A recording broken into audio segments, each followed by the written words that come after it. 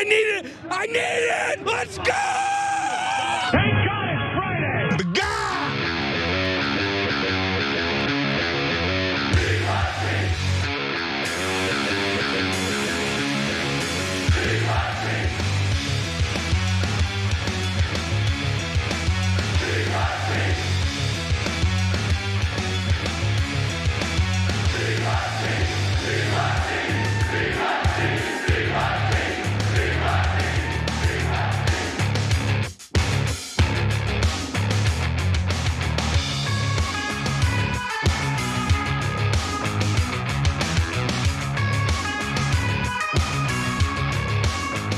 All right, welcome to the Young Turks. Amazing show for you guys today, because today I'm your host, Cenk Uygur, along with my co-host, Representative Ro Khanna. Representative Khanna, welcome to the show. How are you? Cenk, what a privilege, honor. I have made it. Now I'm a co-host with the Young Turks. It goes on my resume CV for life. Okay, God help you with that.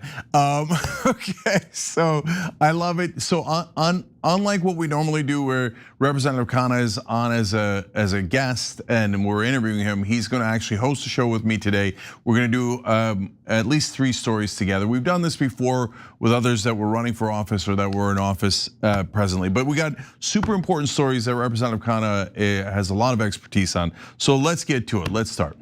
So first story is about Donald Trump going to China, and when Trump went there, he might have made a secret deal. I want to ask Representative Khanna about that in a minute. I think that there might be an exchange between Iran and Taiwan in regards to China. We'll come back to that. And he said that it was okay that China spies in on us. We'll also come back to that. But first, I want to show you why Trump might have been in such a good mood in China to begin with. Let's watch. This is a great honor. It was a fantastic day. And in particular, I want to thank President Xi, my friend, for this magnificent welcome. As allies in World War II, President Franklin Roosevelt's mentions of the brave people of China, that's what they were, drew loud cheers in his speeches in the United States, and everybody loved what he had to say, just as many Chinese now love basketball and blue jeans. Chinese restaurants in America today outnumber the 5 largest fast food chains in the United States, all combined. That's a pretty big statement. So we're really happy with China now because we eat a lot of Chinese food in America. Okay, interesting. Ro, I'm going to bring you in right away here. We're going to talk about the trade deals, potential war in Iran, and the future of Taiwan. But the Chinese seem to have done something smart here. They buttered them up pretty well. You know, they give them a red carpet treatment, and the kids applauding, and so do you think that helped to soften Trump's attitude towards China? Of course it did. I mean, now people know the playbook. Flattery is the key to almost any politician, but it's certainly the key to Donald Trump. And Xi Jinping made a big deal of taking him to the walk in one of his private gardens. And what's ironic is he says, well, you know, the only other person who's been here is Putin. And of course, we know Trump's obsession, admiration for strong authoritarian leaders. And so they basically got what they wanted, which is Donald Trump standing up for our manufacturers, our workers, our farmers, talking about ending the Chinese dumping and Chinese state subsidies, and not standing up for the Taiwan Relations Act, and basically saying, okay, I'm willing to listen to what you want. Yeah, so we're gonna go one by one, and I'm really curious what you think about my theory in a minute that they might have done a kind of a secret deal. But first, let's talk about what you're mentioning here, all the different things that he seemed to be okay with China doing that I'm not sure we were okay with. So let me show you a bunch of clips. Let's go to first their cyber attacks against us. Did you talk to him about the cyber attacks that he's done in the United States, or the MSS has done? I did, and he talked about attacks that we did in China. You know, what they do, we do too. It's like the spying. They're talking about, oh, the spying. I said, well, The spying, we do it too. The infrastructure. Look, no, I'm talking about spying. The question was asked to me yesterday, I guess. What about the fact that China's spying in the United States? I said, well, one of those things, because we spy like hell on them too. So What about the fact that China is putting in the U.S. infrastructure code that they could use if you ever decided to come to the well, you don't know that. I mean, I'd like to see it, but it's very possible that they do. And we're doing things to them. I told them we do a lot of stuff to you that you don't know about, and you're doing things to us that we probably do know about. But we do plenty. It's a double-edged sword. If we do a lot of things to them that they don't know about, our president probably shouldn't tell them that. Okay, and I've never seen a president defend another country spying this much. Well, asterisks, unless it's Israel. But congratulations, China. Now you're in Israel's category. You're apparently almost allowed to spy in on us. But that he wasn't on the spying issue. Here's more. I was on an interview with a very bad, stupid reporter. She works for CBS. You saw their 60 Minutes. Stupid person, just an average person. She's talked about China and this and that they steal this and they steal that. And I said, yeah, we do it to them too. They spy on us. I said, we spy on them too, I guess, So some people thought that was cute. Other people said, you don't have to say that. I said, I sort of do. No, we do things and they do things, and that's the way it is. Representative Khanna, is that normal? Are we supposed to allow one of our biggest adversaries to spy in on us and think that it's no big deal?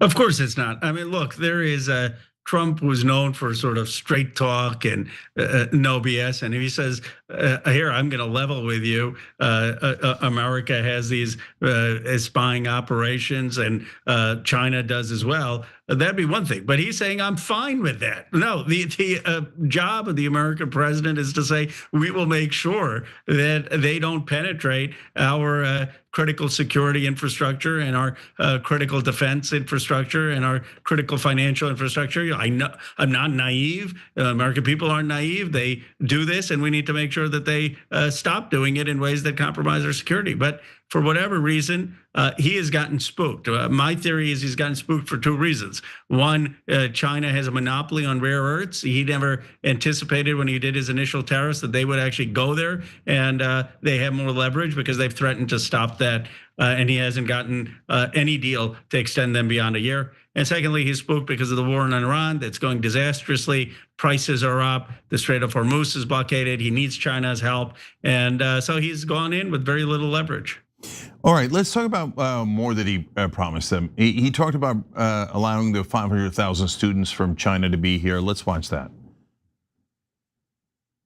We requested for a lot. We have Visa, which is not allowed to trade, and they were there. It was a big company, and other companies are allowed to trade. And I said, what about letting Visa? We had the head of Visa there today, by the way. Visa's a big deal. I said, what about using Visa in China? For some reason, they were blackballed. And maybe that'll come off.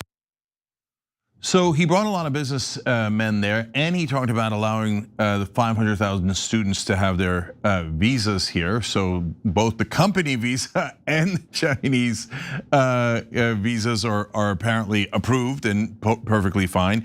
And he brought a lot of business leaders with him. And from China's perspective, I'm going to go to graphic 2 here.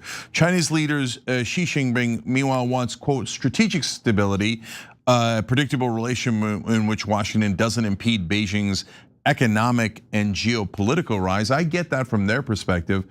From our perspective, Representative Khanna, it felt like he was, instead of bringing like senators and other government officials, he was bringing the people actually in charge of our government, the head of NVIDIA, Elon Musk, and other business leaders, as if to say like, okay, all the decision makers are here.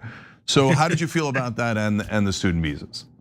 Well, he brought the global elite with him. I mean, the very global elite he railed against.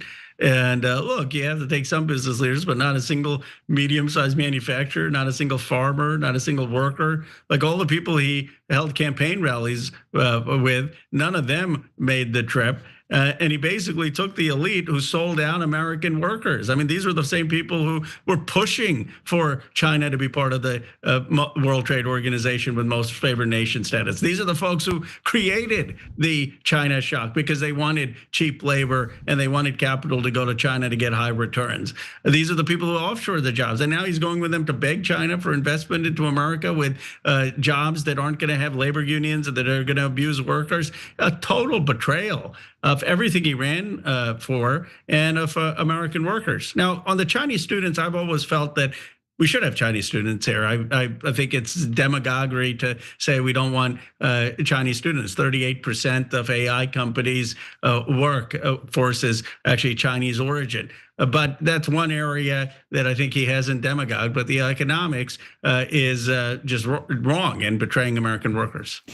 Yeah, and of course, these companies don't have America's best interests in mind. It's not to say that they're bad or immoral or evil. They're amoral. They have no morality. They're corporations, and their interest is in trading more with China, and that might be to our benefit, and often is. And sometimes it's not to our benefit, but that they're not there for our benefit. They're there for their own benefit. In fact, let me show you the list here real quick. Jensen Huang from Nvidia Corp, Elon Musk from Tesla, Tim Cook from Apple, Larry Fink from BlackRock, Steven Schwartzman from Blackstone, those are two huge finance companies, Kelly Ortberg from Boeing, and the list goes on. In fact, about Boeing, I have one more for you, Graphic 5. His one detailed announcement during the visit that China would buy 200 Boeing aircraft, fewer than expected 500, led to the company's stock to fall nearly 4%. So the Chinese are actually not buying as much from us as we expected. So the stocks dropped. So that was somewhat counterproductive. But now we get to the most important part, Taiwan and Iran. I'm gonna go to graphic 7 here because she said that any mishandling of tensions over the island as self-governing democracy Beijing wants to control could spark a, quote, extremely dangerous situation and nod to the potential for a great power war. This got me worried that they are actually thinking of taking Taiwan physically, literally. We'll get to Ro's thoughts on that in a second, but first a clip. On Taiwan, he does not want to see a fight for independence because that would be a very strong confrontation. And I heard him out. Are you going to say your word? No, I didn't make a comment on it. I heard him out. I have a lot of respect for him. President Xi said there was a risk of conflict with the US over Taiwan. No, I don't think so. I don't think so. I think we'll be fine. He doesn't want to see a war. He doesn't want to see a movement for independence. He says, look, we've had it for thousands of years, and then at a certain period of time it left, and we were going to get it back. They had the Korean War. A lot of things happened. That's all this. But no, on Taiwan, he feels very strongly. I made no commitment either way. Didn't make a commitment to defend our ally either way. Interesting, there's more on that when he sat down with Fox News. But the 1982 assurances that President Reagan gave said the United States would not consult. I will say this, I'm not looking to have somebody go independent and, we're supposed to travel 9,500 miles to fight a war. I'm not looking for that. I want them to cool down. I want China to cool down. But you're waiting on approving billions of dollars of weapons for Taiwan. That's right. Is that I'm moving holding forward? it. Well, I haven't approved it yet. We're going to see what happens. Interesting. So Representative Khanna's on as a guest host with us today. So before I get to my theory on this, which is going to involve Iran, let's just talk about the facts here. President Trump is saying he didn't make a comment on whether we would defend Taiwan, presumably if they're attacked. He said we don't want to go 9,500 miles to defend them. He said he might not sell them weapons anymore. What's your take on that, Ro? Well, this is where knowing some history and foreign policy actually matters. Our policy of strategic ambiguity is not that we're going to duck making a commitment on providing weapons or providing support. It's that we're not going to specify exactly what we would do if China attacked Taiwan. And the policy has served us well and actually led to peace.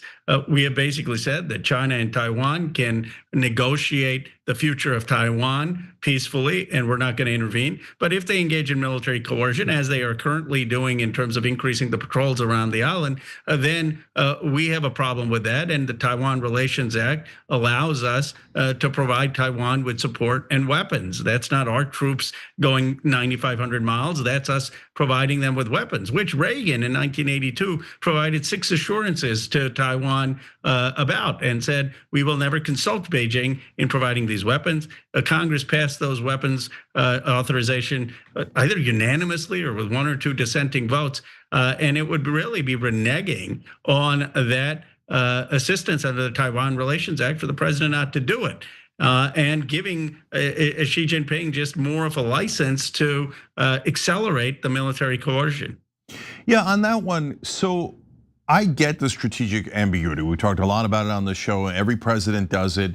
So I would caution the audience, don't get too frustrated if Trump isn't telling you exactly what we would do with Taiwan, because that is partly US foreign policy. But when Xi Jinping alludes to, hey, don't mess with us in Taiwan, it feels like it's a little foreboding.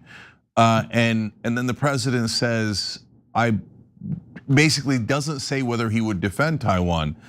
I do get nervous. Is it possible that could get interpreted as a green light? Kind of like George H.W. Bush's ambassador accidentally giving the green light to Iraq, saying that maybe we wouldn't defend Kuwait before the first Persian Gulf War.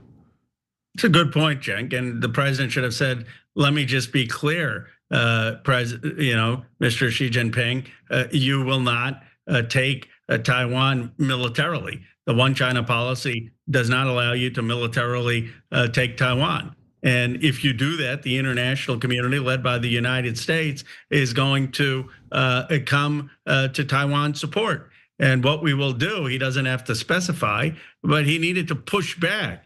Instead, he just says, I haven't made a decision or a commitment one way or the other, basically saying, I don't really care about the future of Taiwan. If Xi Jinping wants to take it, we'll cross that bridge when it happens. I mean, it was really a weak, very weak statement. And there's people who are too hawkish on this, who are really belligerent in trying to create a Cold War. I don't believe that, but I do believe you have to stand up for territorial integrity not being violated by a military invasion. Yeah, I don't think we need to do anything provocative like Nancy Pelosi did, in my opinion, by going to Taiwan out of nowhere, and then that led to more sales and more antagonizing of China. On the other hand, we are supposed to defend them, and so if we say we don't promise to defend them militarily, yeah, I'm worried that could be misinterpreted. But maybe it's not a matter of misinterpreting. Maybe there's a grand bargain here. So before we get to that discussion, last video is about Iran, and that'll be part of that grand bargain discussion. Let's watch. On Iran, it's very interesting. He feels strongly they can't have a nuclear weapon. He said that very strongly. They cannot have a nuclear weapon, and he wants them to open up the strait. But as he said, they closed it, and then you closed them, with a smile. And it's true, we control the strait. And they've done no business, literally they've done no business in the last 2.5 weeks, which is approximately $500 million a day. So we're doing very well on all fronts. So look, the strait is not open, and we can't transit through it. It could wreck the entire world economy, especially if we go back in.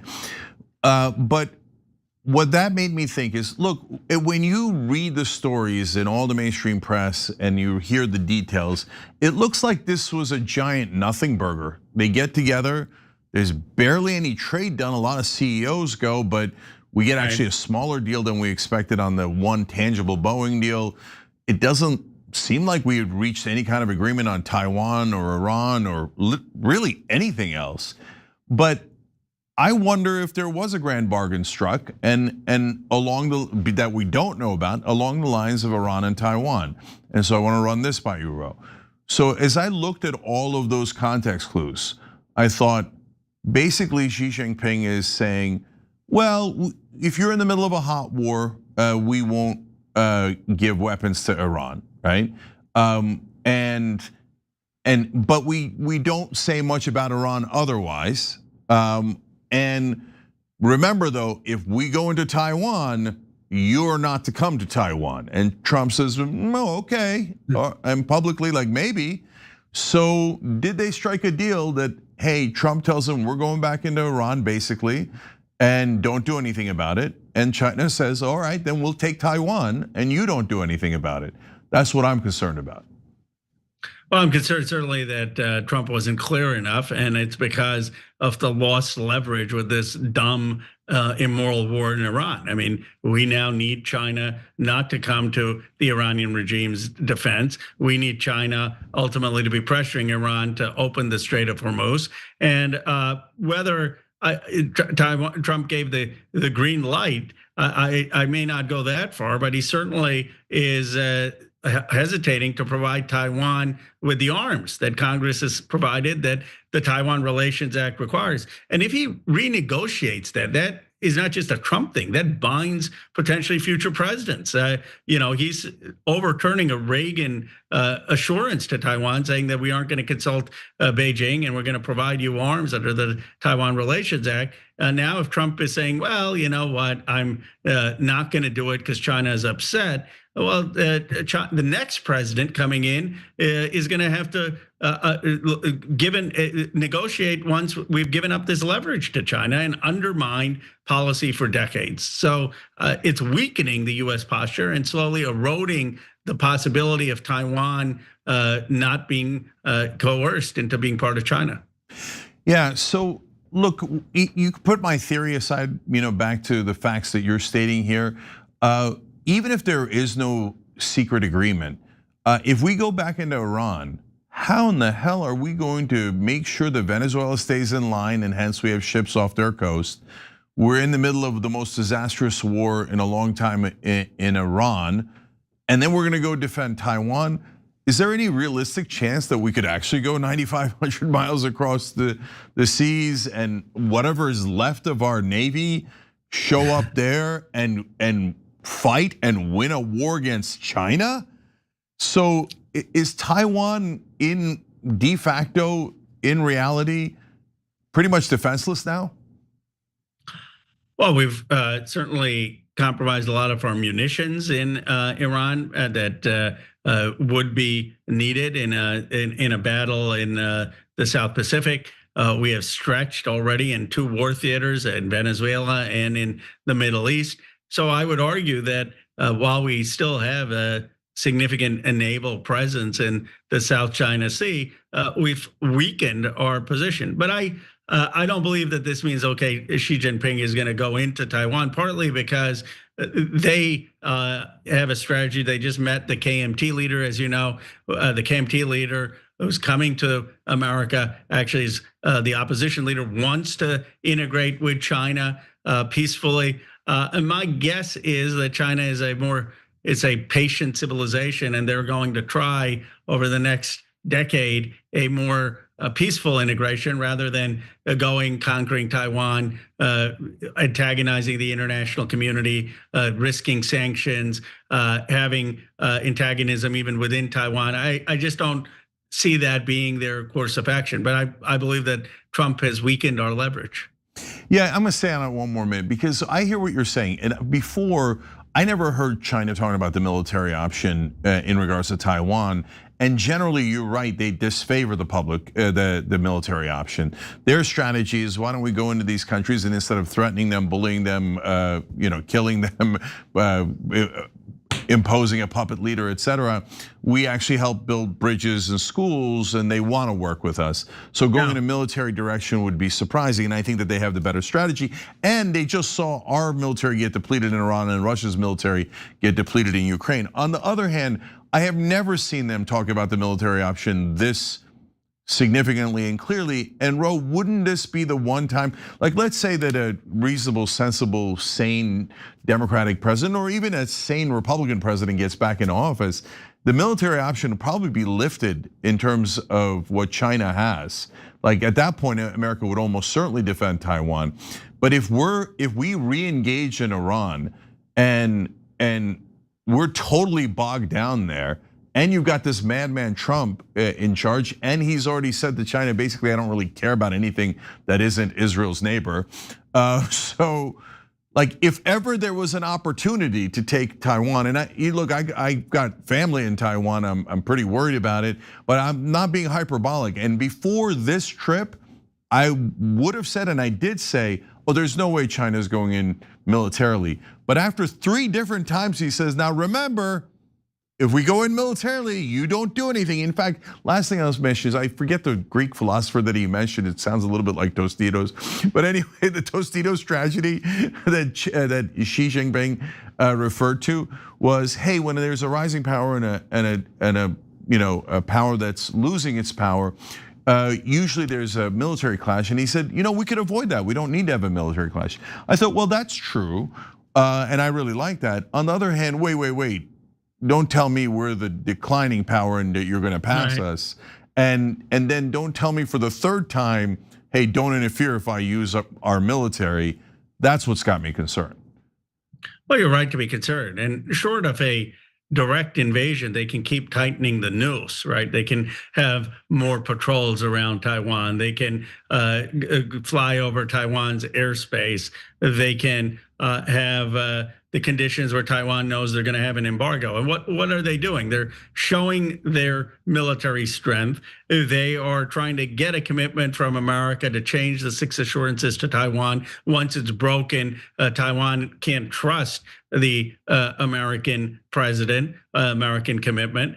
And then you have a domestic opposition leader like KMT saying, well, we want to integrate with China anyway. And my sense is that they're trying to pursue that kind of coercive strategy on integration to have the KMT come to power. Now, could you be right that they see that there's this 2-year window and they go and they attack Taiwan? I mean, I don't rule it out. And of course, that's why we need in Congress and the Senate and others to have a clear voice that America will actually provide defensive support to Taiwan. But if I had to bet and guess, I would still err on the side that they're going to use coercive technology, but and that Trump has weakened our hand. Yeah, there's no question we have less leverage. So whether there is a deal or not a deal, God help Taiwan if China decides to take military action, because it looks like we're going to be really hard stretched to help them. And so, by the way, we'll just say it is not the Tostitos tragedy. It is the Thucydides Trap, and I'm sure I said that wrong too. Thucydides Trap, Allison Graham. Okay, all right. I've had a Tostitos tragedy or two, but that's why I look like this. Okay, we're gonna come back in a minute. We're gonna do Trump's attack against Ro Khanna and the really interesting, and Trump admitting, yeah, they're on wars for Israel. So a lot more ahead. Stay right here. I said,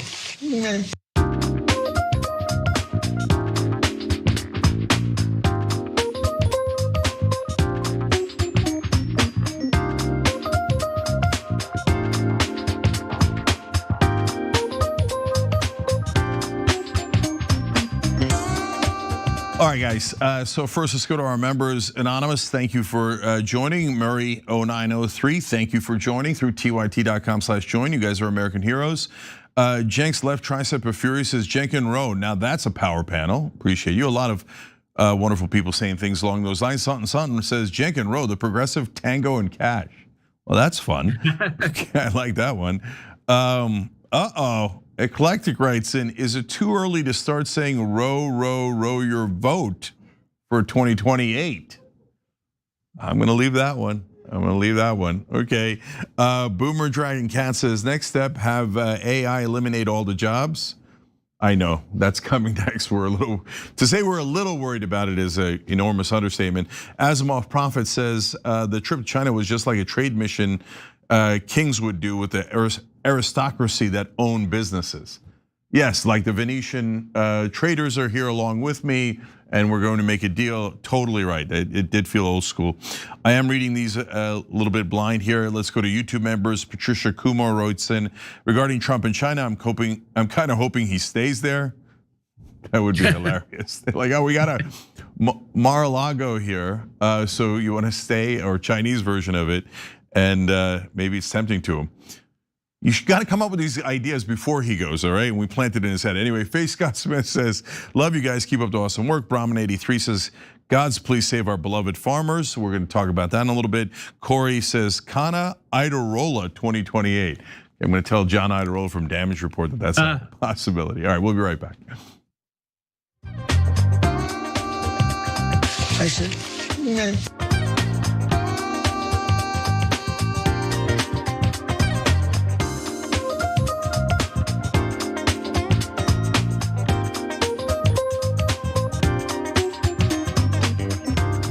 Back on the Young Turks with your hosts today, Cenk Uygur and Ro Khanna.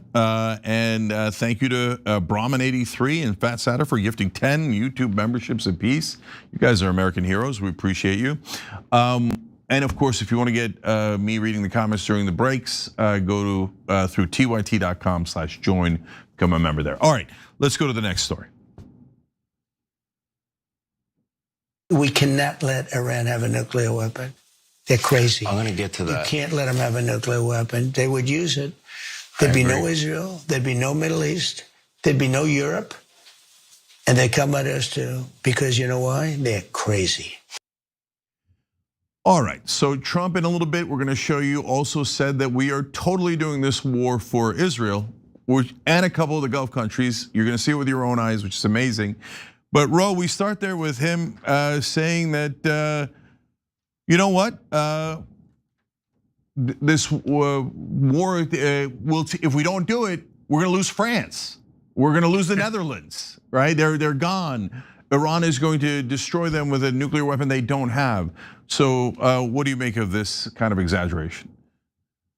Well, first of all, they don't have an intercontinental ballistic missile. So the reach, even if they had a nuclear weapon, is not far beyond the Middle East. Secondly, they don't have a weapon. I mean, they have enriched uranium, but they don't have a weapon and the ability to put it on a weapon. Third, we have done nothing to get rid of their enriched uranium. So the enriched uranium is still there. And if anything, we've now given them more of a incentive to develop it, because what do they have to lose? They've already gotten attacked. We've already decimated a lot of their Navy. We've decimated a lot of their Air Force. So if you're Iran, you're saying, well, why don't, this is what I can do to develop it. And you've killed a lot of my, the leaders' parents and killed their relatives. We've actually made the situation more dangerous than less dangerous.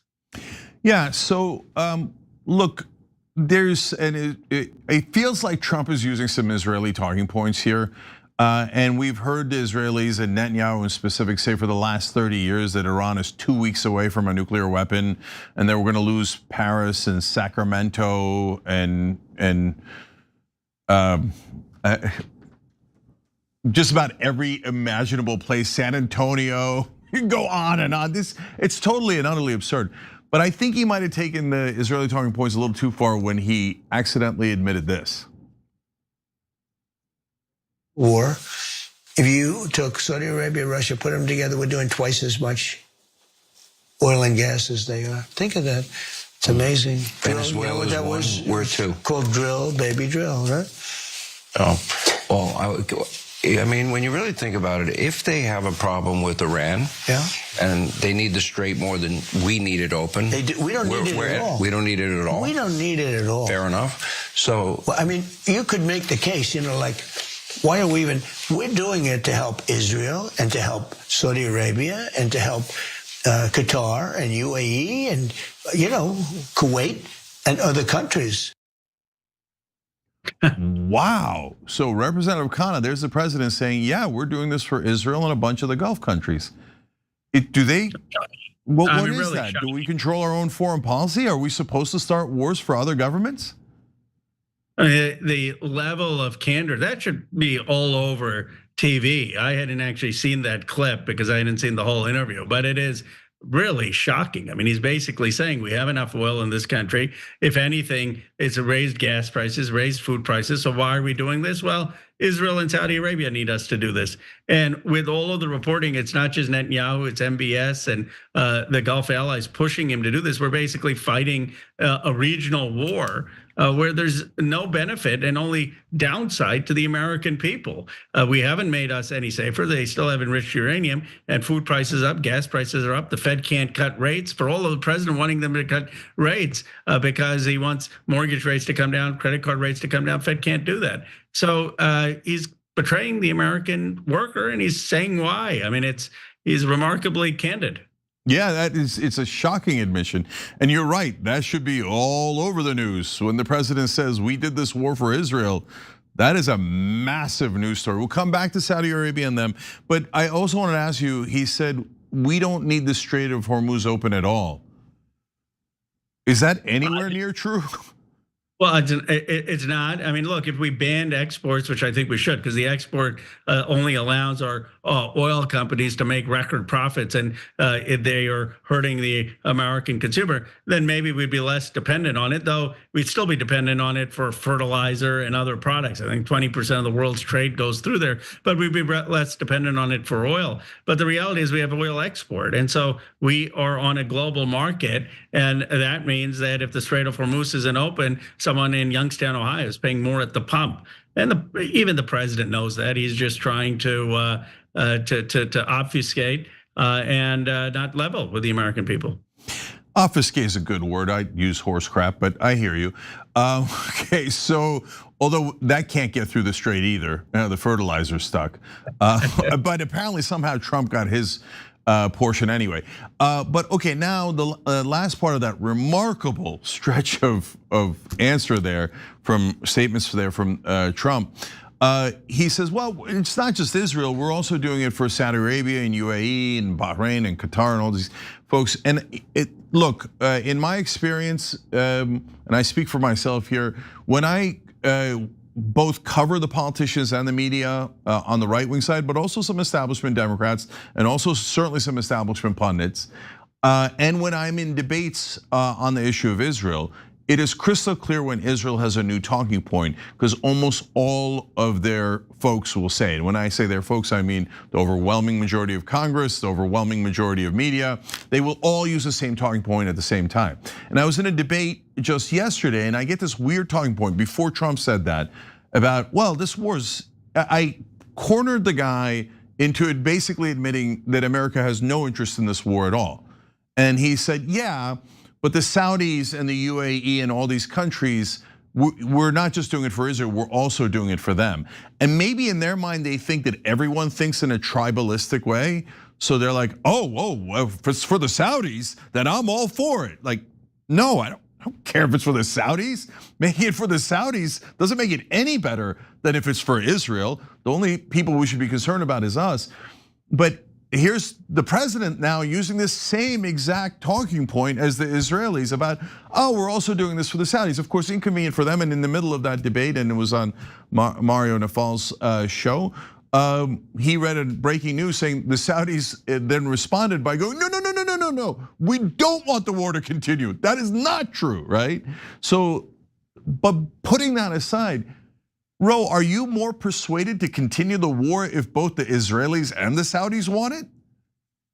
Absolutely not. And the reality is, why are we getting in the middle of a Shiite-Sunni fight and something that has been going on for generations? How does that serve the American interest?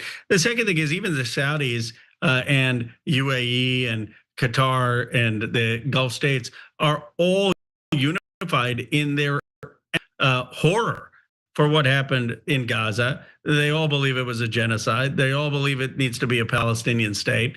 So it's not like they are on Netanyahu's side. They may be conveniently cheering on the bombing in certain places in Iran because they've had rivalries with them. But the population on the street, not the rulers, the population on the street is horrified that they're killing Iranian schoolgirls and killing human beings. And so I fundamentally believe that We shouldn't be in this war, and we shouldn't be using the talking points of these Gulf leaders to justify it, further separating us from the people in the Middle East.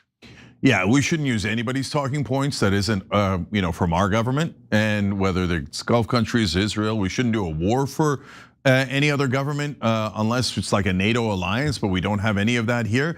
And that's for defense. This is for offense. Israel wanted to go attack Iran, and we're like, oh, okay, even though we have no American interest, we're gonna do it anyway. Totally, utterly outrageous, but I appreciate Trump confessing it. Okay, so now we talked on the show about how Trump has basically said that we're doing this war for Israel, and he added also for the Gulf countries, but no mention of doing it for us. And because that's largely indefensible, and a person who agrees with us on that is former Congresswoman Marjorie Taylor Greene. She tweeted out, quote, this is a quote from Trump, "We are doing it to help Israel." Now, she says, Trump says we don't need to do it at all on attacking Iran. You're paying a ridiculous gas prices for inflation. Inflation is rising, and we're evaporating our weapons stockpiles, and he finally admitted why. Wake up, everyone, she says. And she makes a good point. Trump even said in that clip, we don't even need this war. So we are doing it presumably only because Israel, and he claims the Gulf countries asked for it. Now we know the Gulf countries did not ask for it, they're very upset about it. But that's Marjorie Taylor Greene fighting back on this. So, but interestingly, there's a battle within progressive ranks and left-wing ranks now, because some folks like Representative Alexandria Ocasio-Cortez says, well, I don't care if Marjorie Taylor Greene is saying the right things or even voting the right way on this issue. We still shouldn't work with her. Here's her case for that. I care about results. I care about results. Now, there are certain places certain areas where I don't think that we should ignore some folks' record on some of these issues, right? It's about where we trust intent, where we trust where those outcomes are going. I personally do not trust someone like Marjorie Taylor Greene, a proven bigot and anti-Semite, on the issues of what is good for Gazans and Israelis. I don't think that it benefits our movement in that instance to align the left with white nationalists. I don't think it serves us. And so I think it's about looking at the context, the place, the results, the outcomes, intentions, and where we think that train would go. Yeah, so Representative Khanna is on as guest host with us today. And Ro, look, your voting record and Representative Ocasio-Cortez's voting record is very similar on this issue. I appreciate her voting record on this. Largely, there's one area where she wasn't, or a couple areas where she wasn't perfectly right, but I get it. Overall, very good record on voting the right way. But she says there that she cares about results, but when you have Marjorie Taylor Greene voting with you, isn't that results? Well, let's look at the bigger principle. Obviously, we shouldn't compromise an inch when it comes to real progressive values. No one is saying that we should throw the trans community under the bus, throw the immigrant community under the bus, throw women's rights under the bus, throw Black political rights under the bus. And in my case, I never have. I voted against Lake and Raleigh. I've voted and supported the trans community, even then when other folks were throwing them under the bus soon after Trump's election. But what I've said is, if we can get folks to say that they're going to help us stand up against war, if we could get folks to say they're going to help us stand up against an Epstein class that is abusing the system and treating working class girls as dispensable, then I welcome their support for progressive goals, for progressive ideals. And that without their support, we're not going to be effective, especially when you have a conservative president. So my view is pragmatism to achieve progressive ends, not pragmatism to discard progressive ideals. Yeah, so I'm going to come back to results in a second, because she said one more thing about a bill that she basically worked with Ted Cruz on. So, but let me ask you, she says that she doesn't trust Marjorie Taylor Greene, and she doesn't care, and she says she has presumably bad intent. since she questioned her intentions. So I'll tell you my opinion, which is that I don't really care about their intent at all. I care about their votes, and I care what they're telling the people that follow them and believe in them. And Marjorie Taylor Greene, Tucker Carlson, Tom Massey, so many others seemingly have flipped millions of people on the right wing and independents to say, yeah, we probably should care about American sovereignty and not follow whatever everything Israel says, and not fund everything they want, and not go into this disastrous war in Iran. So I don't really care what their secret thoughts are, as long as what they're actually saying and how they're influencing people and how they're voting is going in the right direction. Are we supposed to analyze the secret intent of everyone we're voting together with? I don't know if we can figure out what lurks in a human being's heart. What we can look at is what their actions are. And there's no doubt that some of these individuals have said terrible things in the past, and you can call them out for those things.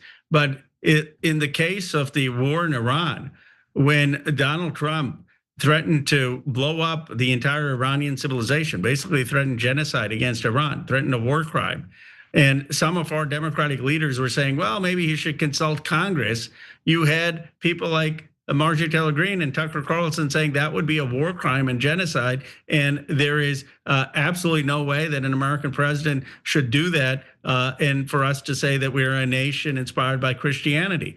Well, if we're not going to recognize that in this country with Donald Trump as president, that is helpful to those of us who don't want to see Iran blown up, who don't want to see our troops there or Iranian schoolgirls killed, then we are not being effective in stopping this war. And so what I would say is this is not about saying I'm going to vote for a certain person or I'm going to endorse a certain person. It's about saying that when there are huge issues with huge stakes, I'm going to build a coalition that is actually going to prevent war or hold, like I said, the Epstein class accountable, because we would have gotten the Epstein bill through the line if Marjorie Taylor Greene hadn't risked her seat and stood up to the president. That's a fact. I couldn't have done it. Massey couldn't have done it without her, without Lauren Boebert, without Nancy Mace.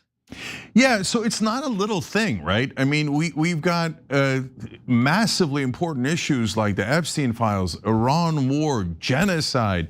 And it's not like they didn't make a difference. If Massey hadn't joined you, there's no way in the world you could have gotten the Epstein files released. But you also desperately needed Marjorie Taylor Greene, Nancy Mace, and Lauren Boebert. And I disagree with Massey on 91% of stuff. That's kind of literal. I disagree with Nancy Mace probably and Lauren Boebert probably on 99% of stuff. But when they come over and give you the critical votes you need on the Epstein files, you would have been a little nuts to reject that, wouldn't you? Well, it would have been a disservice to the survivors, and it would not have gotten transparency. Now, I'm not out there defending everything Marjorie Taylor Greene has said. And if I'm asked about it, I say I have very profound disagreements. And I understand why people feel deeply hurt by comments she's made in the past. And I call those out. But it means that where there are issues that we can have a coalition to stop war, to hold the Epstein class accountable, we should. And we also, in my view, and this is maybe some people will say I'm old-fashioned or naive, but I believe, based on my upbringing, in extending grace and extending a sense that none of us are perfect and people can have redemptive qualities. And in my view, that's the best of the American tradition. The conscience of our nation, in my view, has been the Black freedom struggle in the South. And that was the attitude that Dr. King took towards people who were segregationists. That's the attitude John Lewis took to people who beat him on the Edmund Pettus Bridge. There has to be a sense of moral conviction without writing off huge segments of the American population. Yeah, last two things here, because that's a great point about Martin Luther King. He actually would have, of course, never gotten the Civil Rights Act or the Voting Rights Act if he didn't work with Lyndon Johnson. And Lyndon Johnson in private was viciously racist. So if he said in public, and in public oftentimes, that's right. So if he had said, no, I'm doing a purity test, I don't want your Voting Rights Act, I don't want your Civil Rights Act, it would have been a historic mistake. So now, and for people like Tucker, he said terrible things 20 years ago about Muslims. I grew up Muslim, but now he says, oh my God, don't hate Muslims. It's a terrible thing to hate Muslims, and a good Christian should never hate Muslims. Am I supposed to reject that guy on that issue? No, that's crazy. But the last thing here is one last part of that appearance from Representative Ocasio-Cortez about how sometimes it is okay to work with Republicans, which was curious given what she said earlier. Let's watch. I think it's really about what our outcomes are. And to be honest, there are some areas where things will not get done if they're partisan because they are anti-establishment. There is bipartisan consensus on keeping and protecting stock trading in Congress. And so it's going to require massive bipartisan consensus of people willing to come together across those differences to get it done. So she worked with Ted Cruz on some of that. So working with Ted Cruz is okay? Does he have good intent secretly? Or is it that the issue is so important, stock trading, which it is, very, very important issue, that she's willing to get past those problems? But I would argue genocide and war and the Epstein files are at least as important as stock trading. I would argue more important. So I can't make heads or tails about when she thinks it's okay to work based on results and when not to work on results. That's my opinion. But what's your test for when to work with a Republican and when not to? Because I can't seem to quite figure out hers. Well, first, I just want to be clear that Representative Ocasio-Cortez, as I'm sure you would agree, has been a very positive force overall in the progressive movement and in the Congress. And she genuinely has been a leader in banning stock trading. She has worked across the aisle on that. And I support her bills. I support her efforts. I support the Trust Act. And she's absolutely right. You need to build bipartisan consensus to be able to do that. I guess what I would say is when people are elected to the Congress and they come there, that if they agree on a goal that we believe is valuable and the stakes matter, then we should work with them. But we shouldn't work with them while compromising our values. So Marjorie Taylor Greene had said, okay, Ro, I will sign the Epstein Transparency Act, but you know what? I need you at the press conference to have anti-trans activists, or I need you to have people who are going to say that we need to have a total unfettered Second Amendment and no gun safety laws. And Massey had said, that's what I need, because I've got a family that sends you a Christmas card with everyone holding a semi-automatic weapon. Then I said, no, I'm not going to compromise on something that fundamental. But if they're saying, look, I'm willing to work with you on this issue, then I think that we should work on those common goals to be able to get things done. Yeah, I just don't find it complicated. I'll go further than you. If somebody's going to vote with me, I'm going to say yes. I just don't find it complicated at all. But you're absolutely right. Ocasio-Cortez has, voted the right way on almost all the issues in regards to Israel and certainly against the war. And I don't want anybody getting the wrong idea. What we're discussing is not whether we. And Ro and I have different opinions on this, but whether we think Ocasio-Cortez's record is good or not, what we're discussing is, hey, how much should we work with people from across the aisle if they're willing to cross the aisle? And let's also note for the record, because this is important, they're doing it. And in fact, Ro, I'll challenge you a little bit on this, because Marjorie Taylor Greene and Tucker and all those guys crossed the aisle to work with you guys when they were in charge, when Trump and their party and their side was in charge. And I would argue that the Democrats did not do nearly enough when Biden was in charge to oppose his funding of what Israel had done in those years, including the genocide. Well, I think it's fair. I mean, look, Massey and I had worked on a war powers resolution to actually call out some of Biden's unilateral strikes on the Houthis. One of the reasons Massey and I have this relationship is we've stood up against militarism and unconstitutional militarism, whether there was a Democrat or a Republican. And we did call out Biden. And of course, there were 37 of us who voted against the funding to Netanyahu while Biden was president. But could we have done more? Absolutely. And it's important to realize, people say, Ro, we appreciate your courage taking on the Epstein class, taking on billionaires and the billionaire tax. But the consequences I faced pale in comparison to the consequences that Thomas Massey is facing on Tuesday, where he has the entire presidential apparatus against him, $35 million against him, or the consequences Marjorie Taylor Greene faced. And that is not a subjective statement. That is just a statement of fact. When you take on your own party, the risk is much higher in these issues. Yeah, and Tom Massey's going to be on the Young Turks on Monday, so check that out as well. All right, so I'm going to skip the ad break we're supposed to have because I want to make sure I squeeze in one more story because it's so relevant to Ro. So Ro, I'm going to read you a statement that President Trump wrote about you.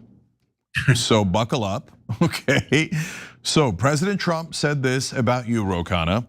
The sleazebag radical left congressman from the failed state of California, Ro Khanna, should not be allowed on Fox News unless you have an anchor who is capable of disputing his lies, one after another, and closing down his fake bullcrap narrative.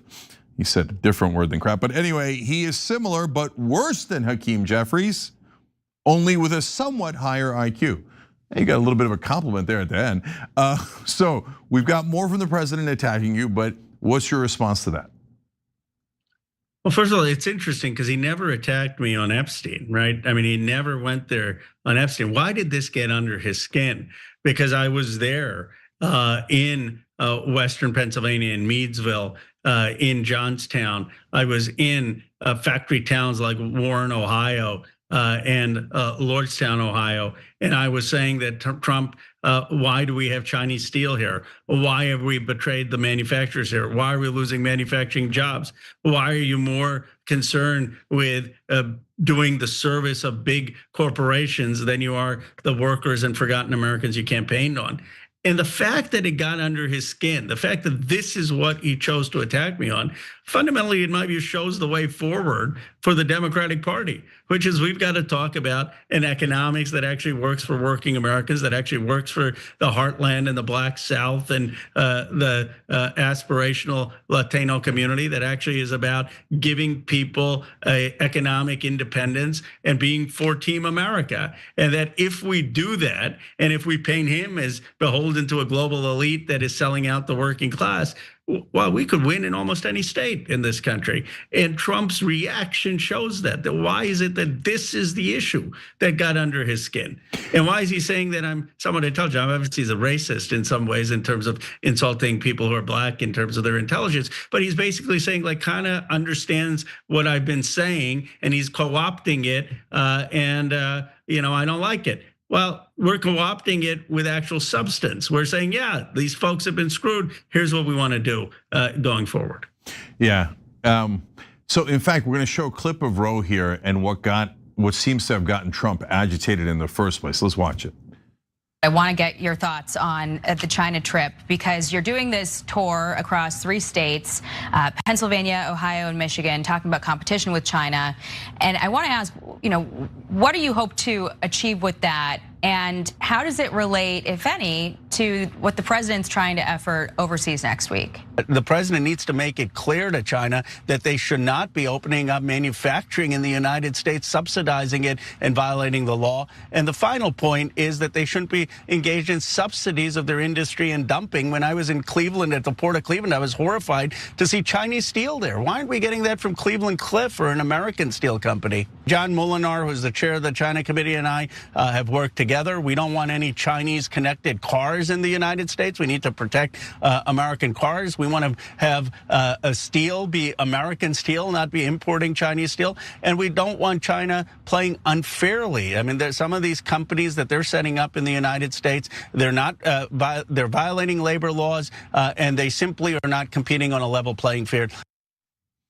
Man, that got all the way under Trump's skin. And I think Ro might be right that it's because he's basically stealing his, America First mantle and stealing it how? By actually doing it, saying, let's actually do it. So, Ro, I'm gonna read you one more quote. Man, he was mad at you. He said, the morning he tried on behalf of Democrats to take credit for the steel industry posturing back into the US or pouring back into the US, knowing full well that dumbs virtually destroyed it and I saved it through strong tariffs. Plus, our country was dead during the last administration and now it's hotter than ever before. We can't allow the Democrats to take credit for this. If elected, they will fully destroy our thriving and now very respected nation.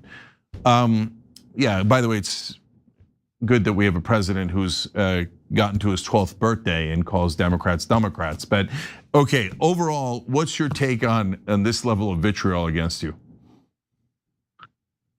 Well, as you put it, I mean, he knows that this, I have his number, that the way he got to the presidency twice is railing against institutions that had failed and betrayed the working class. He had no real solutions. I mean, he says, all I'm doing is tariffs. Well, you can't build things if you're not going to invest in the factories, if you're not going to invest in the workers. We've never done that as a country. But he had the right diagnosis of the problem. And the Democrats basically were saying everything's going well. And he was saying, no, it's not. And now he sees a Democrat saying, yeah, things aren't going well, but Trump isn't fixing it. He's making it worse. Here's how you actually fix it. By the way, one other just a side note, this is also why you should go on Fox News and make these cases. I mean, I know you may think this is hard to believe, but 90% of my colleagues don't believe we should go on Fox or don't go on Fox. Well, how are you going to appeal to people who voted for Trump if you're not willing to go onto forums which they may be listening? And the fact that you don't get a rise out of Trump if you're just on one of the safer networks shows the need to do things like go on Fox and engage with the other side. Yeah, in fact, that's what bothered Trump even more. He's not done yet. He's got 2 more insults for you, okay? And it's related to exactly what you said there. He said, you could listen to Fox News all day long, absolutely devour it, but then when you hear sleaze bags like Congressman Ro Khanna, a wolf in sheep's clothing, that's interesting, in sheep's clothing. I wonder why he thinks that. Lie, lie, lie, and lie again without any pushback or competent rebuttal from an anchor, in this case, Jackie Heinrich. The entire common sense dialogue that has been going on all day at Fox is completely obliterated. He continues, no matter how fair and balanced the day's news at Fox may be, the end result is destroyed by professional liars, conmen, and liberal crooked politicians. This is why MAGA Republicans, who are actually close to 100% of the party, hate Fox, despite the wonderful contributions made by so many of their great anchors and commentators. Hard to win elections like this. He seems to be saying it's hard to win elections if you allow Ro Khanna to actually talk to our voters. I mean, isn't that the ultimate admission? Basically saying, if you have a guy like Ro Khanna talking about economics and the betrayal of working class Americans and talking about bringing American manufacturing jobs back with real plans, then it is hard for us to win back, win elections. And he's basically telling Democrats what we need to do. Go talk about economics, go talk about the working class, go on Fox. And yet it hasn't broken through. I mean, I hope folks will see that, and you should have 50 Democrats on Fox, on News Nation, on conservative podcasts making our case. Yeah, and the last thing is, I found it interesting that he's called you a wolf in sheep's clothing. Why would you be in sheep's clothing? You're not a Republican, you're a Democrat, you're on the opposite side. So you're a wolf in wolf's clothing, theoretically, when you look at it from partisan point of view. But I think he meant because you're a true populist. And it was kind of projection, where that old line about how every accusation is a confession. He's the fake populist, the wolf in sheep's clothing. He's projecting that onto you and saying, yes, he is Ro is a populist, but hey, just trust me because I'm a Republican. I thought that was telling. What'd you think of that? I agree with you. And says, look, the guy won 2 elections to become president of the United States. It would be foolish to underestimate the appeal he had. And he's basically saying, this guy, I have to acknowledge he's intelligent because he basically gets that economic populism is what the country needs. But don't believe him because he's not being truthful. Whereas the reality is, I'm exposing Trump as the sham economic populist. But this is the battleground, Jang. Who is the true economic populist? And they're not going to hand it to us. They're not going to come in a silver platter and saying Ro Khanna is the economic populist. We got to fight for that every hour, every day, every week, every month to convince folks that we really have the better economic platform and are the true economic populist and Trump is a sham. But if we're not on the battlefield and if we're not engaged in that battle, we certainly aren't going to win. Yeah, no, that was a startling admission by Donald Trump that if you allow left-wing economic populists to talk to our voters, we're done for. He said we can't win elections if you allow that, because he knows left-wing populism is real populism, and fake populism wouldn't stand a chance against it. So thank you for the confession, President Trump. We appreciate it. And Ro, we really appreciate you joining us as co-host today on the Young Turks. Really interesting and wonderful experiment. Thank you for doing it. Thank you for having me. And I look forward to getting all the comments and the engagement. Love being on. All right, thank you. When we come back, we're gonna have more news for you guys, including the impending explosion of the oil market and Pete Hegseth demanding even more money for the Defense Department. So all of that when we return. They're crazy.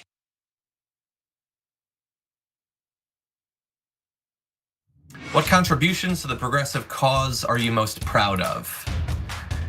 I mean, I don't have super high aspirations for a singular role that I can play in the movement or anything. I try to present myself as what I think that I am, which is a progressive man who is driven by a, I think, well-interrogated and well-organized system of values that I try to stay consistent on, and I demonstrate that that's the sort of life that a person can lead and be successful and be happy and all of that. And that should not need to be done, but there are so many people on the right that are trying to push men in the opposite direction that I want to be able to do that. Along the way, if I can get people to care about some topics that they wouldn't necessarily care about, or that for some men they might think that's not a topic that they should be focused on, that's definitely something that I relish doing. And along the way, I mean, we've been able to introduce people to a lot of candidates. That's been a big part of what we've done. You know, not all of them necessarily got in office. Probably most of them did not. And a lot of them you might not even remember their names. But it was great to be able to provide people the platform where they had the chance of, you know, making a difference. Obviously AOC and all that, but there's been a lot of great people along the way.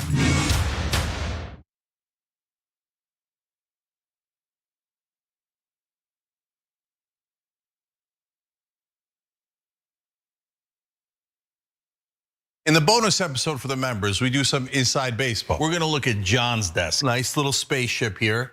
Nerd, but it is kind of look cool. Who has Legos? Oh no. He's taken apart a keyboard. Who has a mouse pad that's this big? He's got a dog with a nose that you can hang something on. You know what this desk screams to me? Nerd.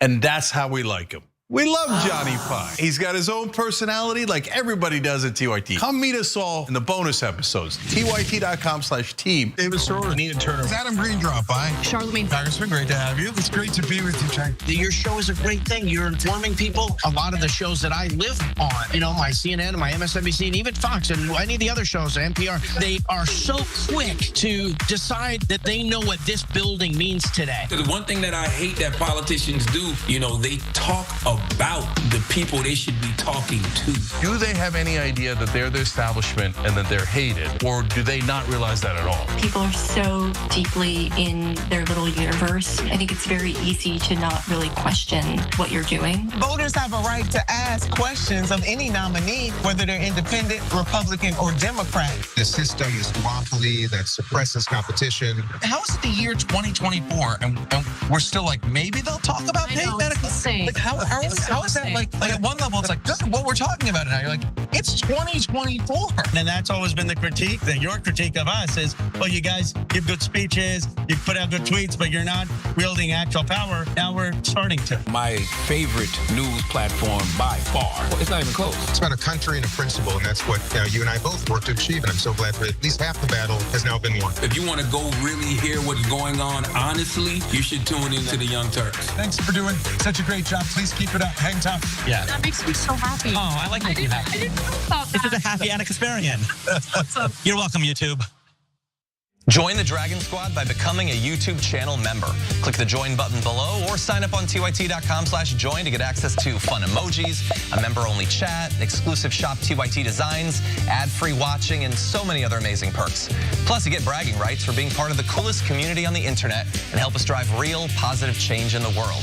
The Dragon Squad awaits, so join today.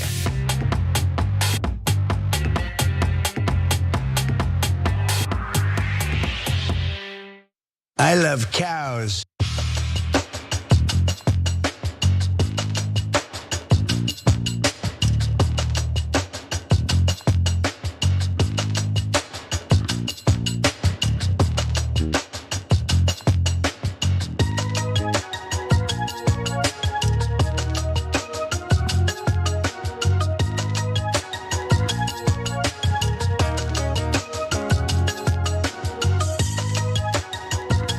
They're crazy.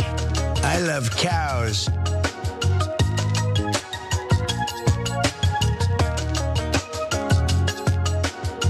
I said, nah.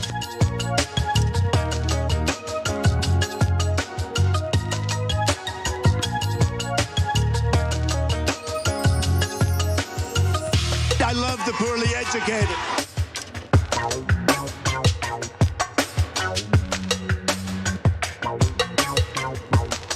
All right, back on the Young Turks, Cenk Uygur, Elliot Morgan with you guys. We got a lot more news for you.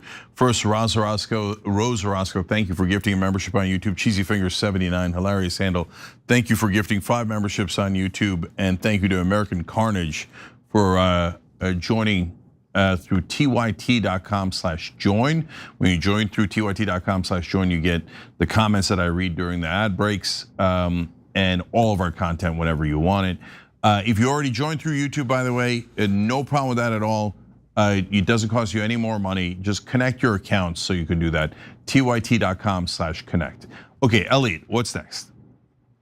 Well, folks, if you are already upset while you are pumping gas for your car, just take a deep breath, get centered a little bit, stop swearing at the Lord for a second, because guess what? It could get a lot worse really soon if the Strait of Hormuz remains shut, because globally, we are running out of our emergency oil supply. And the closer we get to running out of that supply, the more money you're going to cough up at the gas station, which brings us to our first question of this hour. Cenk, how much are you willing to spend to fill up your gas? I mean, we're both in Los Angeles. I assume it's, what are we, $20 a gallon, I guess?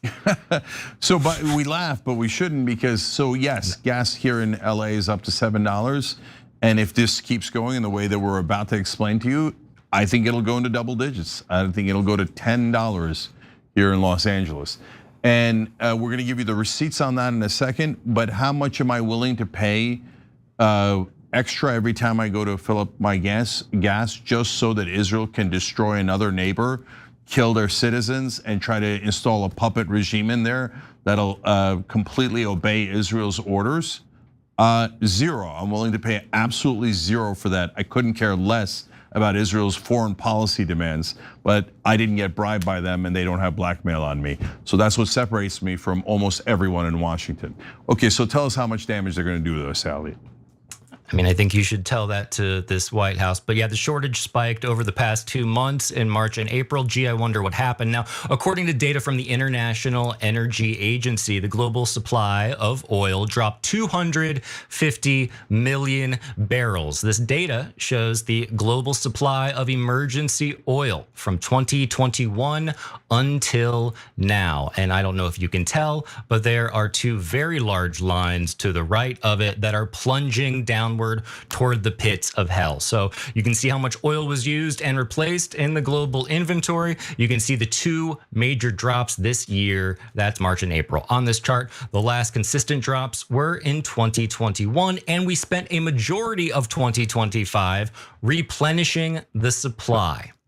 Global oil inventories, which include onshore tanks and oil floating on tankers at sea and are a measure of the slack in energy markets, have fallen at a record pace since the start of the war. They plunged by 250 million barrels over March and April, according to the International Energy Agency. That is equal to around 2.5 days of global oil use. That is from the Wall Street Journal. So who is standing to be most affected by this? Well, the countries on the verge of critical scarcity include India and Thailand and Taiwan. As for us here in the United States, our stock of oil is likely to fall below 100 million barrels in May, which would be the lowest level since 2003. And I recall something else going on in the Middle East around that time, but I can't recall exactly what it was. Right now, according to AAA, the national gas price is $4.52 a gallon, and prices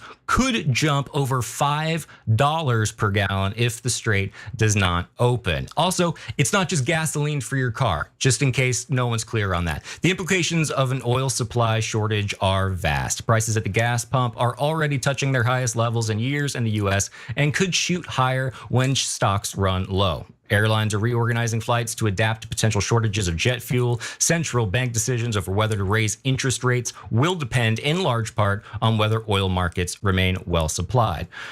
So, countries are working to save that oil by doing a few things. They're imposing fuel-saving measures, and they are cutting refinery runs, and they have restricted product exports to conserve domestic supplies. However, and I think this is the most interesting part, if the Strait continues to stay closed, barrels of oil could top $130 to $140 next month. But even if the Strait were to suddenly open up all of a sudden, that doesn't mean that the flow of oil is going to bounce right back.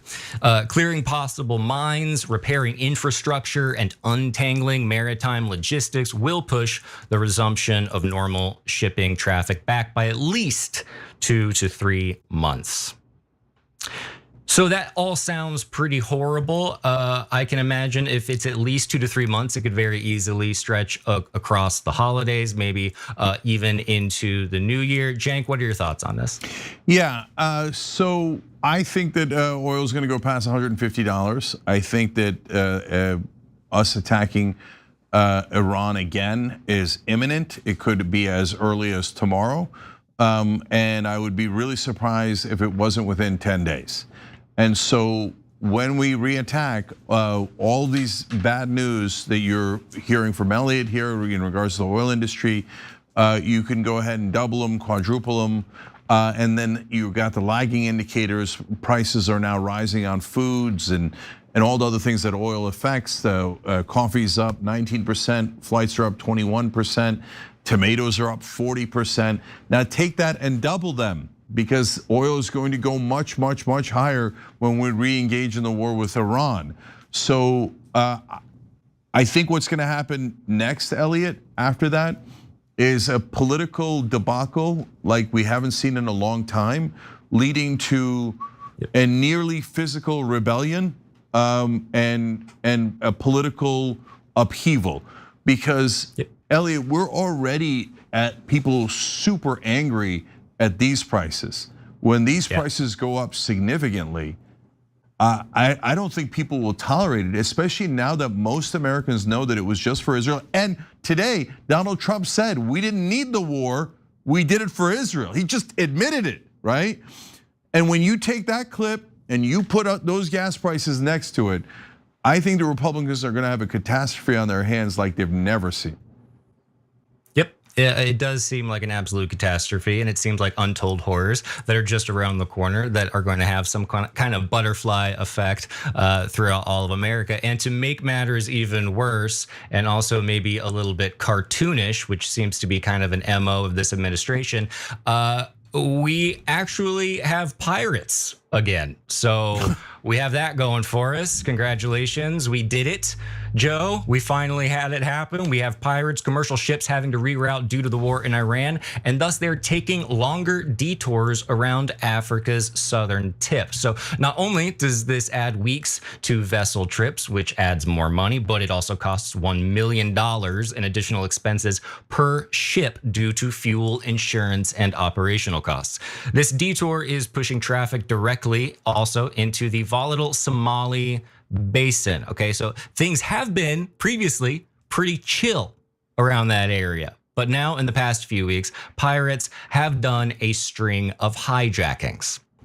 According to a May 12th advisory from the United Kingdom Maritime Trade Operations, or UKMTO, Somali pirates are currently holding at least 3 vessels, 2 oil tankers, and a general cargo/cement carrier.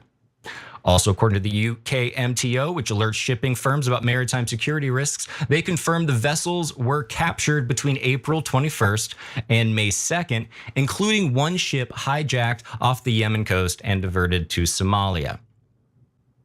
Also, just as a refresher, in case anybody forgot, Somali pirates were a very big deal back in like late 2005. They went away, but not forever. And, you know, I would say good to see them, but they're not the kind of fun pirates that most people would like. So at its peak in 2011, Somali piracy hit a record 237 incidents, costing the global economy $7 billion. During that year, over 3,800 mariners faced attacks involving assault rifles and rocket-propelled grenades, which is a troubling history that experts fear is beginning to repeat itself. The European Union's naval force, Operation Atalanta, acknowledged the recent rise in piracy in an update last month. The force said it had successfully liberated an Iranian-flagged vessel off the coast of Somalia after forcing pirates who had hijacked the show to abandon it. But the solution from the EU naval force is basically just like, hey, be careful, don't get hurt, I guess. So in addition to the pirates, we also have an incredible strategy called Good Luck, which is really beautiful. So having patrolled these waters for nearly 2 decades, the naval force urged transiting vessels to, quote, maintain heightened vigilance and report suspicious activity. So just, you know, keep an eye out, I guess, because we have to go to this, we have to do the war. It doesn't matter how much it costs or whether or not we have actual literal pirates coming to get us. Our priority, or at least Trump's priority, is apparently Iran can't have a nuclear weapon, or his priority is he just has to make sure that he does whatever Israel wants. So, Cenk, what do you make of this? Yeah, they didn't have a nuclear weapon. They had no chance at a nuclear weapon, so we're going to dismiss that completely. Look, I'm hoping that the Somali pirates take down the Cardinals and the Brewers next year. And I understand that they're the captains now. So eventually we're going to be taken down by a guy who does this inside his jacket and goes, give me all your money. So now we got our asses handed to us by Iran in the Strait of Hormuz. We're losing to a bunch of Somali pirates. Meanwhile, Trump's like, hey, I'm going with Project Freedom. We're gonna reopen the Strait of Hormuz. We're gonna put my warships through it. And then our warships got hit. We turned right back around. Project Freedom lasted literally a day and a half. And then they're like, we're done with Project Freedom. We lost to the pirates. We're worried the Reds are gonna beat us next. So this is, I mean, an epic embarrassment, humiliation. I mean, as always, Israel drove us into this. We have no business in there at all. Trump said today, yeah, we did it for Israel. So we're going to destroy our economy and now reignite conflict all across the world. Instead of reducing Iran's power or the Somali pirates or the Houthis or any of that, we're going to increase their power, all so we can make Benjamin Netanyahu happy. I just need you guys to remember the next time you're at the pump and the time after that and the time after that, until all of this is gone, We had no interest in this war. We had no reason to get hurt. We didn't need to lose those service members who died. We didn't need to deplete basically half our munitions and interceptor missiles, maybe more. We didn't need to get humiliated like this, and we didn't need to pay all of this price just to make a foreign government the size of Papua New Guinea happy. And remember, they're not doing it because, oh my God, as Biden used to say, I'm a Zionist. I've always been a true believer Zionist. Who wakes up and is like, I'm a Norwegian nationalist? Why would you care about the nationalism of a different country? No, they all got bribed by Israel supporters here in America. And now we're all having to pay the price for it. And don't you forget it. All right. Yep. Elliot, any other thoughts? I mean, it blows my mind. I think the last numbers I saw too was like 3,700 people dead as a result of this war. And also, I mean, I just remember growing up, and you might have disagreed with a war for moral reasons, but there's something very embarrassing about this entire operation. And I just think it's an incredibly new development in our foreign policy. I'm not used to, as a millennial, being like, wow, this is kind of cringy what they're doing. There's no longer any kind of, power, I think, that they've been projecting. Yeah, cringy is the least of it, and we're going to be super mad soon if a lot of folks are already mad. And by the way, this doesn't even get into the farmers who are being bankrupted and will never be able to get their farms back. All the other businesses that are totally going out of business and will not be able to recover any of that. And at the end, I guarantee you, the very richest people in the country, the oil companies, etc., will say, "Oh, we need a bailout." And so forget this average American gets screwed. We want to bail out, and the oil companies make so much money. I mean, it would be unconscionable, right? But at the very, very end, though, which is this is one is nearly guaranteed.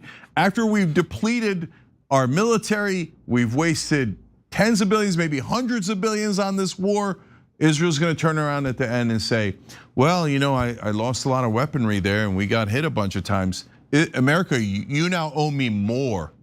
And you need to help me rebuild this, that, and the other thing. You owe me tens of billions of dollars. Here, you pay our gas bill, Israel. You pay our 29 billion we've already spent on this war.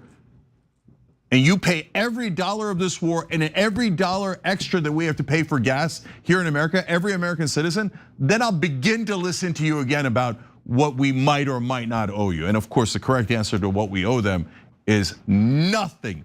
Absolutely nothing. And if anyone tells you otherwise, they're purposely lying to you and manipulating you to get you to hand over your wallet and to serve a foreign government. And you should ask them why they're doing that to you, because that is a very bizarre thing to do. All right, we got to take a break. When we come back, more disastrous news. I have concepts of a plan.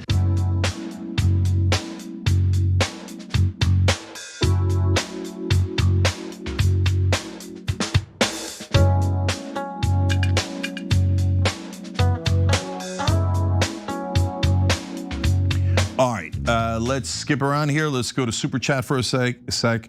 Seventh Fire Stephanie says, "Why is Israel allowed to have nukes and not be any part of a nuclear peace agreement? Make it make sense." No, they literally go around saying like, "Yeah, of course we don't have to listen to any stupid laws. We're above the law." And we all go, "Oh, you mighty Israel, of course we bow, we bow." And no so-called journalist and national media is like, "Hey, why the hell do you get to break every single law? Why do you get to have weapons of mass destruction, which, by the way, you stole from us?" Shh, you're not allowed to ask any of those things. Otherwise, these days it doesn't work.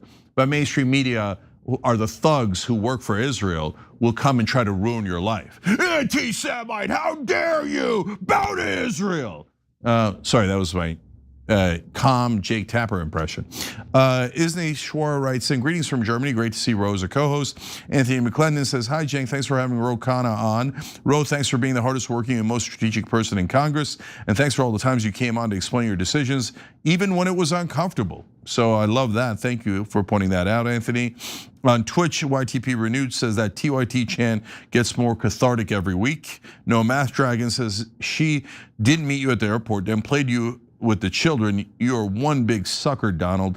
It's true, he sent his vice president a bunch of kids, and Trump's like, "Look, it's a bunch of kids waving and applauding me." No, schmuck, they didn't send their leader. It's actually embarrassing. Anyways, on TYT.com, Black Mamba 97 says, I want him to row the conspirators straight to prison. Alolo's Playhouse says, look at Cenk having the next POTUS on as co-host today, Ro Khanna 2028.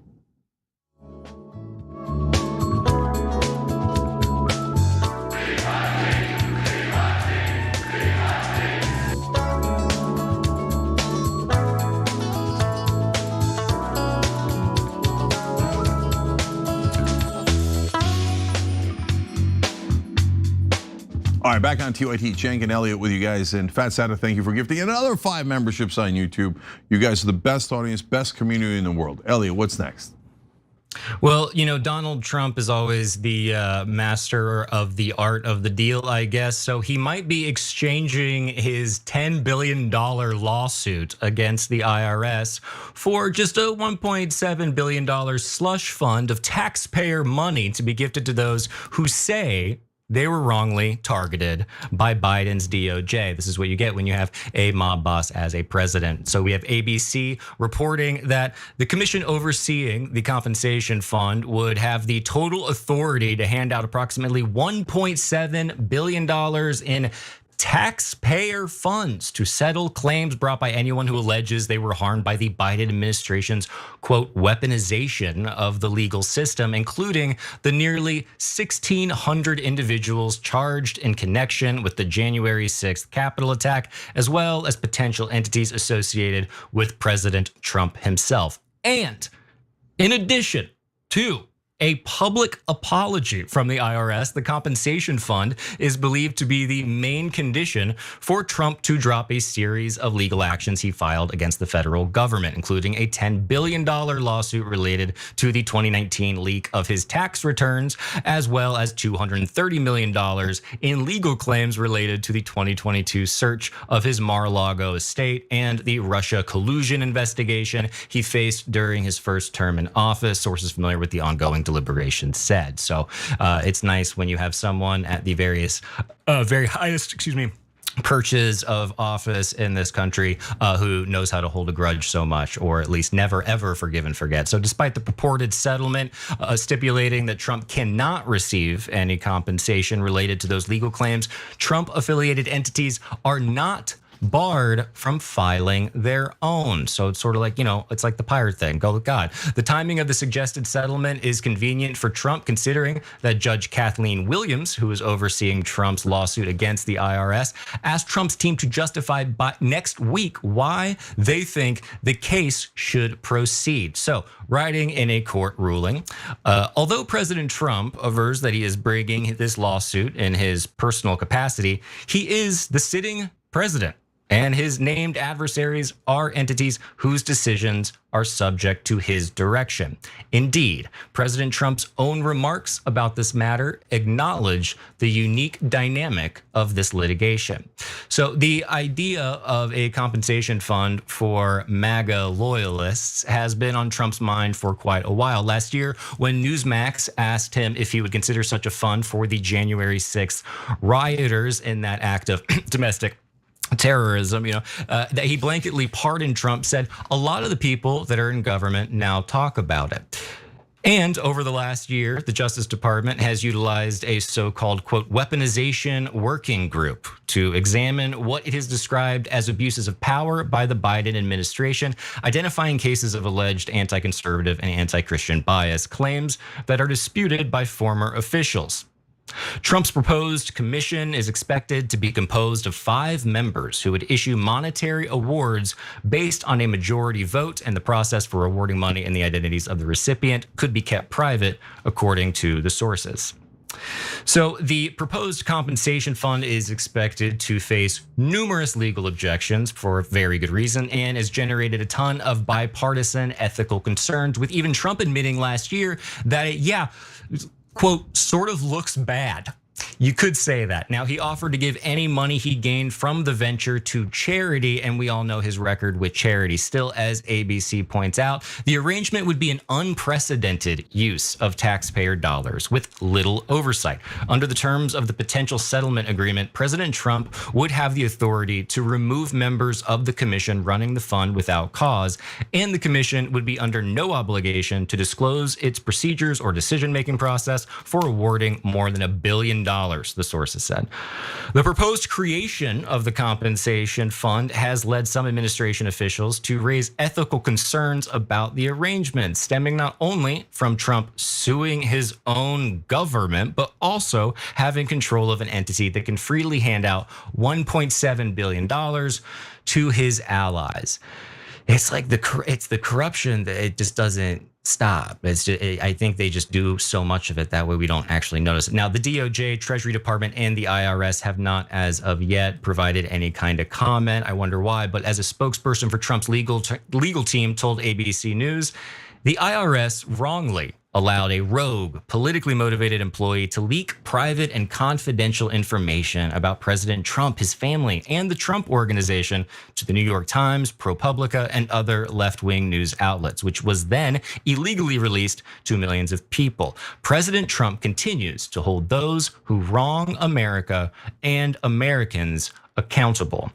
Except it seems like it's more of a personal vendetta and just a grudge that he continues to hold as he sort of, shuffles off his mortal coil. Now, at this point, Americans are mostly numb to the pain of their tax dollars being spent in ways they don't agree with. But just because you are numb to something doesn't mean that the knife still isn't going inside you. So does this feel like a bridge too far? I think it does, even for where we're at right now. But Cenk, what do you think about it?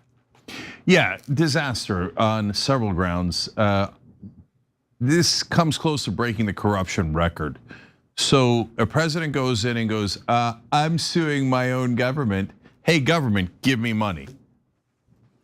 Insanity. There's no way this should be legal.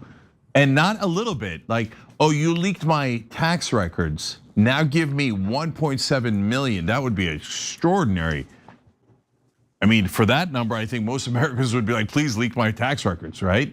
But he didn't ask for 1 million. He asked for 1.7 billion.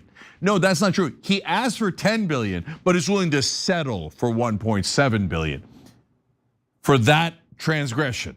Okay, hold, I'm gonna come back to that. But Egypt 5 is a member on TYT.com, and they wrote in saying, I was harmed by Biden's DOJ. It didn't aggressively prosecute the dear leader, resulting in the last year and a half of harms and insults. I plan to ask for 1.6 billion. God bless America. Yeah, so are we all now going to ask for billions of dollars because we feel slightly harmed or maybe even actually harmed? I mean, there was a leak of his tax records. You can sue over that if you were a regular person and not the president of the United States that actually controls both sides of the case.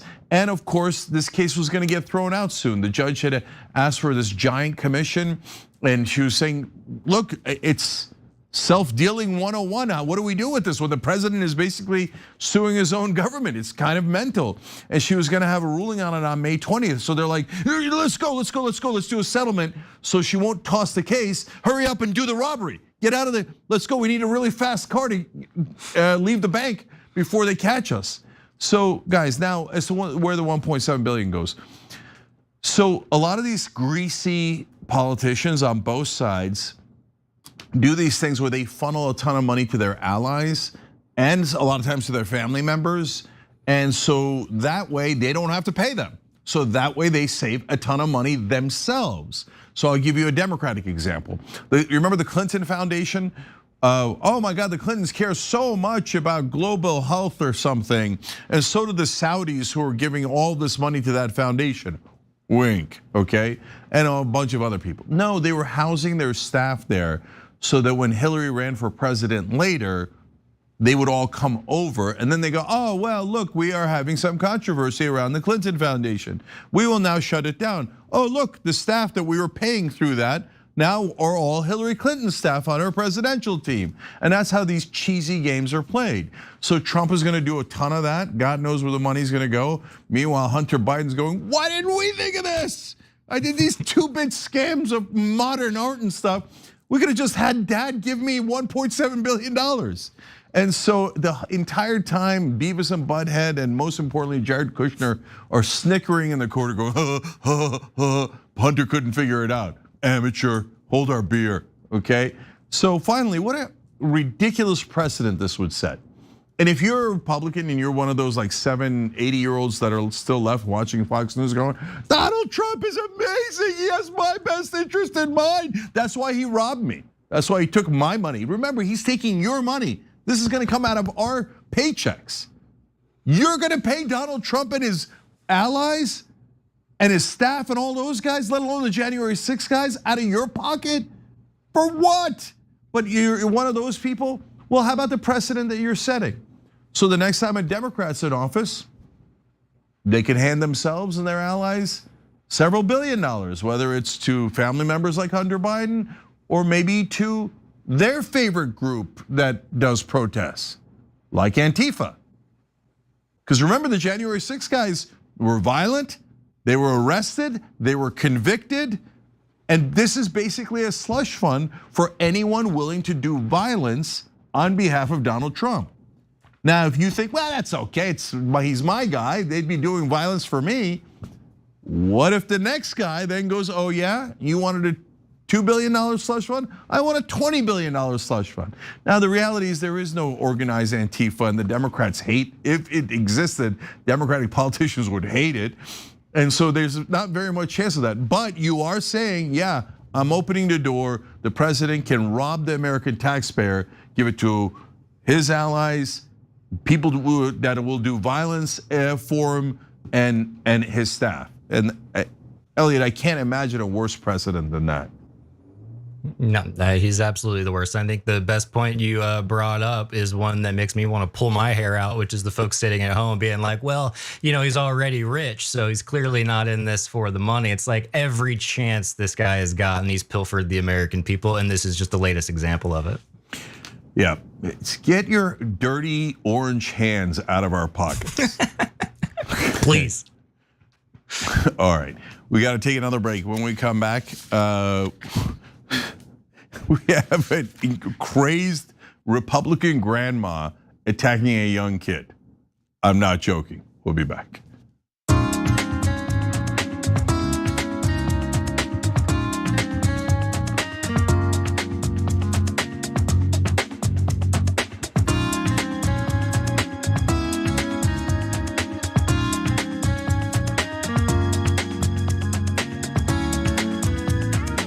All right, back on TYT during the break here. Donna Delayed writes in on TYT.com. I don't care who runs in 2028. I'm voting for Ro.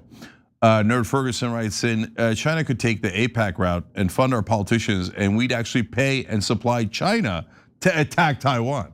By the way, that is true. If China found a way to give campaign contributions to our politicians, are you kidding me?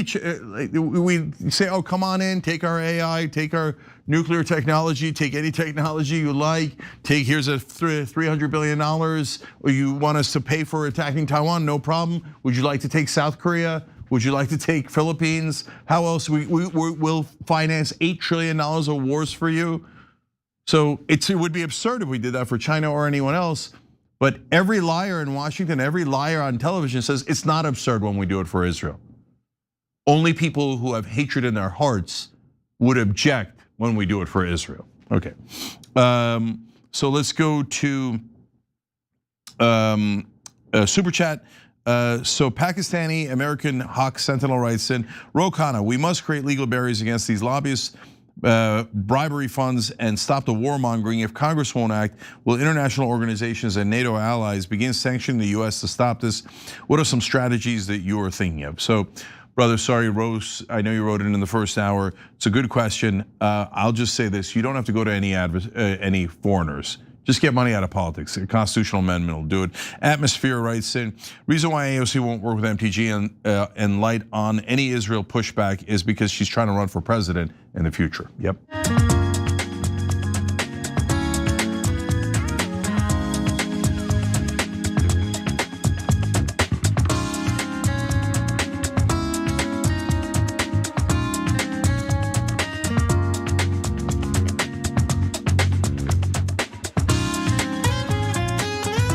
All right, back on TYT, Cenk and Elliot with you guys. Disrupt Daily, thank you for the super chat. They wrote in, I'm always bobbing my head to Bart's music. TYT music channel on all music streaming service, please. I will listen all the time. Look at that, DJ Bart. Okay, getting some love out there. All right, guys, on Monday, we've got a couple of fun things. Member Mondays, so that's when members get to call in and yell at me. No, get to call in and ask whatever they want. TYT.com/call is a good reason to become a member. And then call me up and let me know whatever you need. TYT.com versus TYT.com/call. Also on Monday, Tom Massey on the show. So Ro Khanna and Tom Massey back to back. We didn't plan it that way; it just turned out that way. And finally, let me save you guys some money. So if you go to TYT.com/switch, everybody's been writing in. Love their service. Love that their bills are way lower. I pay in the 30s almost every month. Highest you could pay is $50. Nothing on your phone switches. It's T-Mobile's service. It works perfectly for me everywhere I've gone.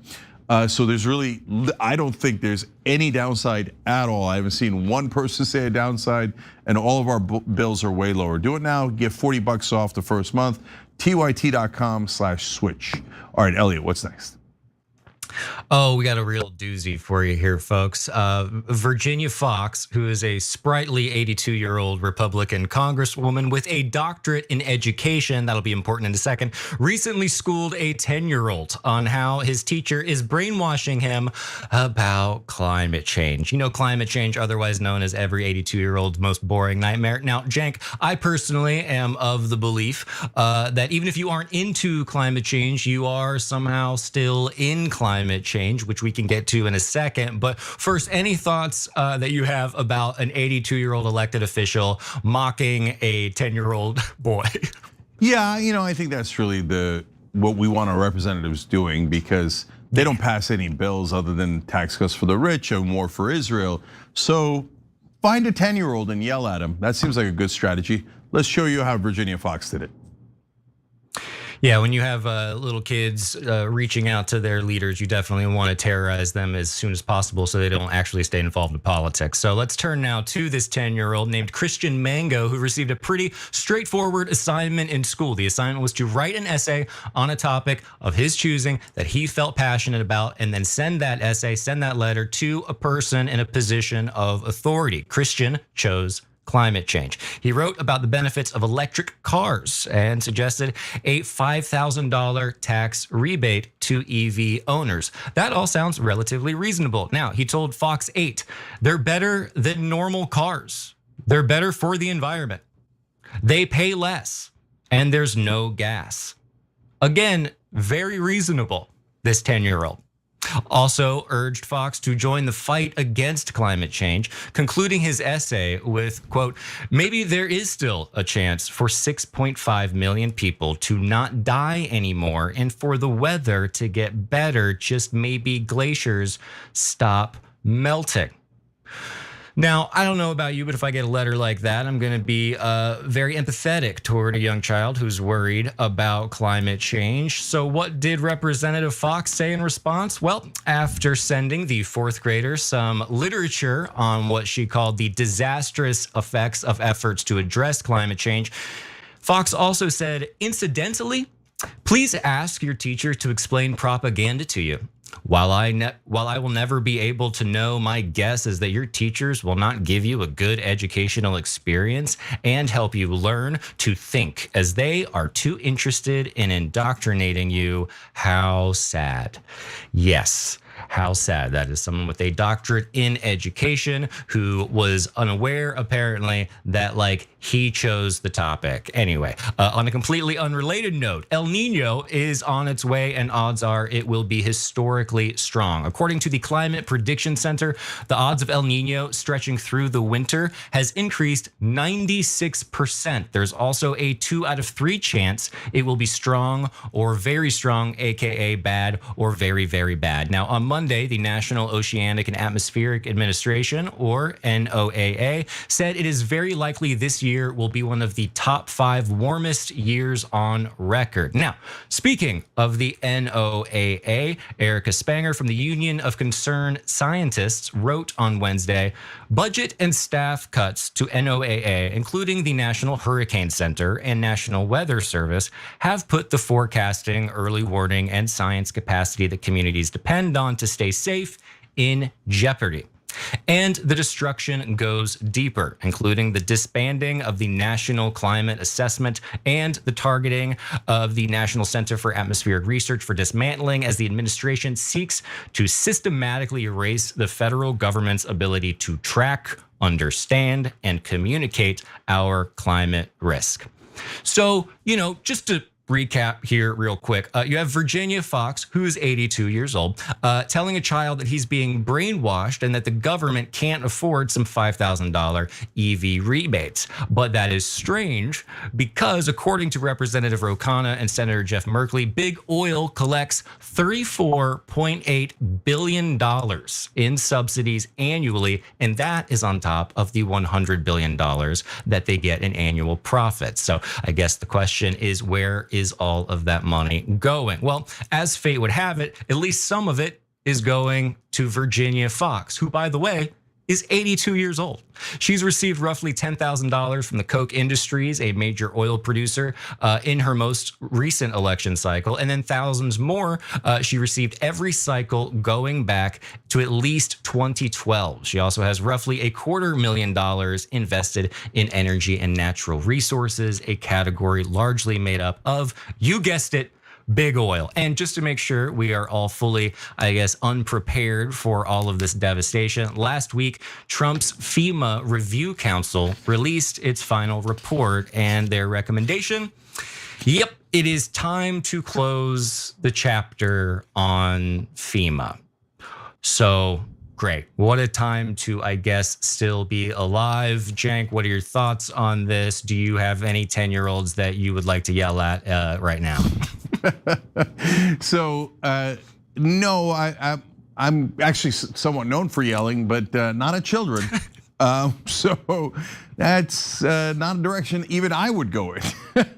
So I don't know why the Republicans have decided it's okay to terrorize children. On a much lighter note, remember when Trump was talking to a 7-year-old during Christmas in his first term? He's taking calls. It's supposed to be a cute little thing. And he says to him, are you still a believer in Santa? Because at 7, it's marginal, right? Don't, what are you doing? What are you doing? Don't do that. So, and now Virginia Fox is like, hold my beer. Okay, listen to me, you little rascal. You serve the oil companies. And if they give you climate change, eat the climate change, you'll like it. Okay, all right, Virginia, bring it down. Now, here's what I wished she would do instead. I don't know, maybe stop funding the $35 billion in oil subsidies. I mean, that's outrageous. Think about it, guys. That is nearly 10 times the amount that Israel gets every year. We're all super upset, and we're upset for good reason. They committed a genocide, dragged us into wars, etc. But as far as an annual subsidy goes, big oil gets 10 times the number, and they have $100 billion in profit. When do we get the $100 billion in profits? Wait a minute, if we're funding them, why don't we have equity in the oil companies? Because that's how capitalism works. You finance something and you get equity in that company. But the American people are what, suckers? We just have to give them $35 billion every year, even though they're already making $100 billion. What the hell do they need that for? And the reality is they don't need it at all. It is an unmitigated robbery. Those oil companies are robbing us blind, and the disgusting, evil people that are helping them do it are people like Virginia Fox. And Virginia Fox is deeply corrupt, but to be fair to her, almost all of Congress is just as corrupt as her. So that is why under Republican and Democratic administrations, as the Democrats play good cop, oh, we are against climate change. We are against the oil companies. Golly gee, we didn't notice the $35 billion in oil subsidies. Once again, who's the one guy who noticed? Ro Khanna, okay? So, and Merkley, to be fair, good senator from the Northwest. So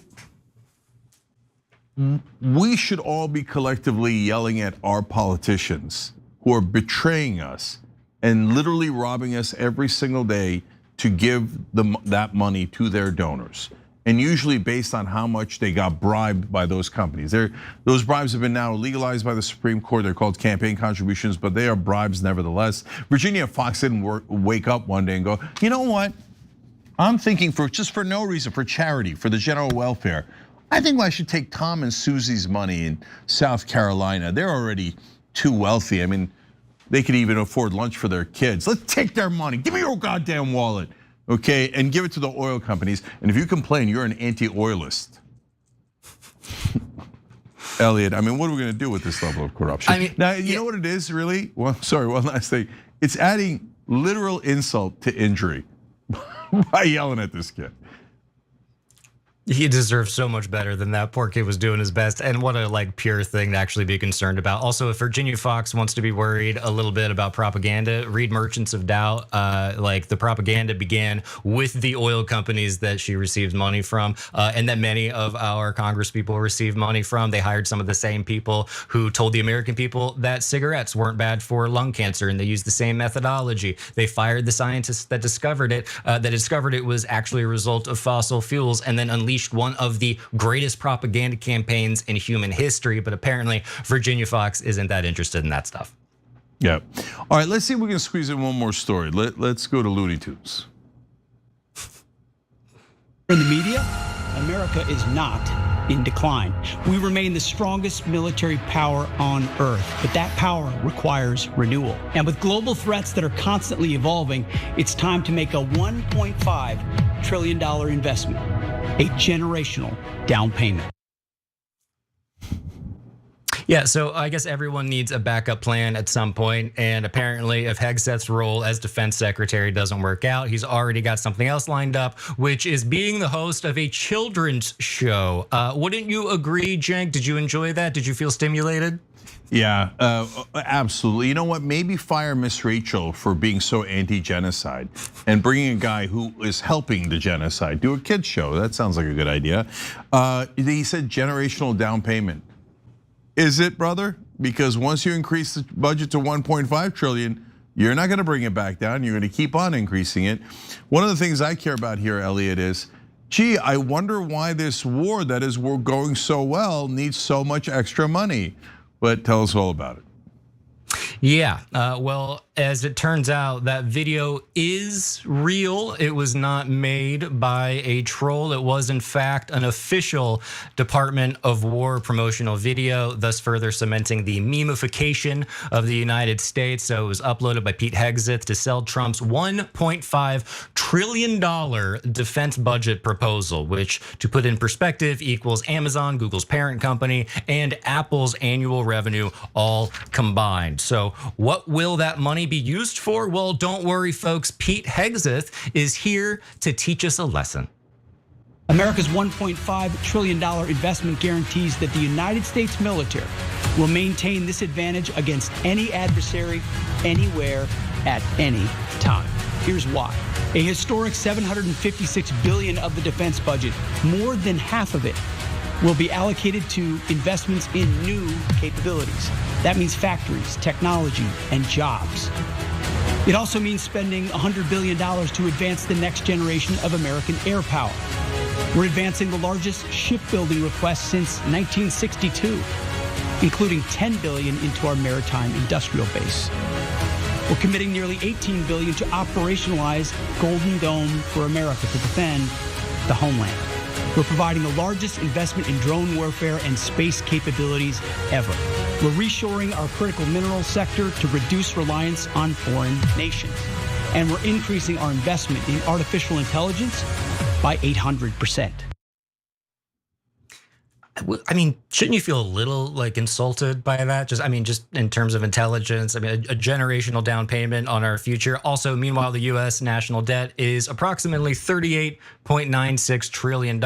Additionally, the Pentagon's $1.5 trillion budget proposal represents a 42% increase from what the US currently spends on the military. That figure does not include the cost of Trump's war in Iran, which is expected to cost billions and up to $1 trillion by some estimates. So basically that means that the Pentagon is asking for $1.5 trillion, and then they're going to be asking for even more money.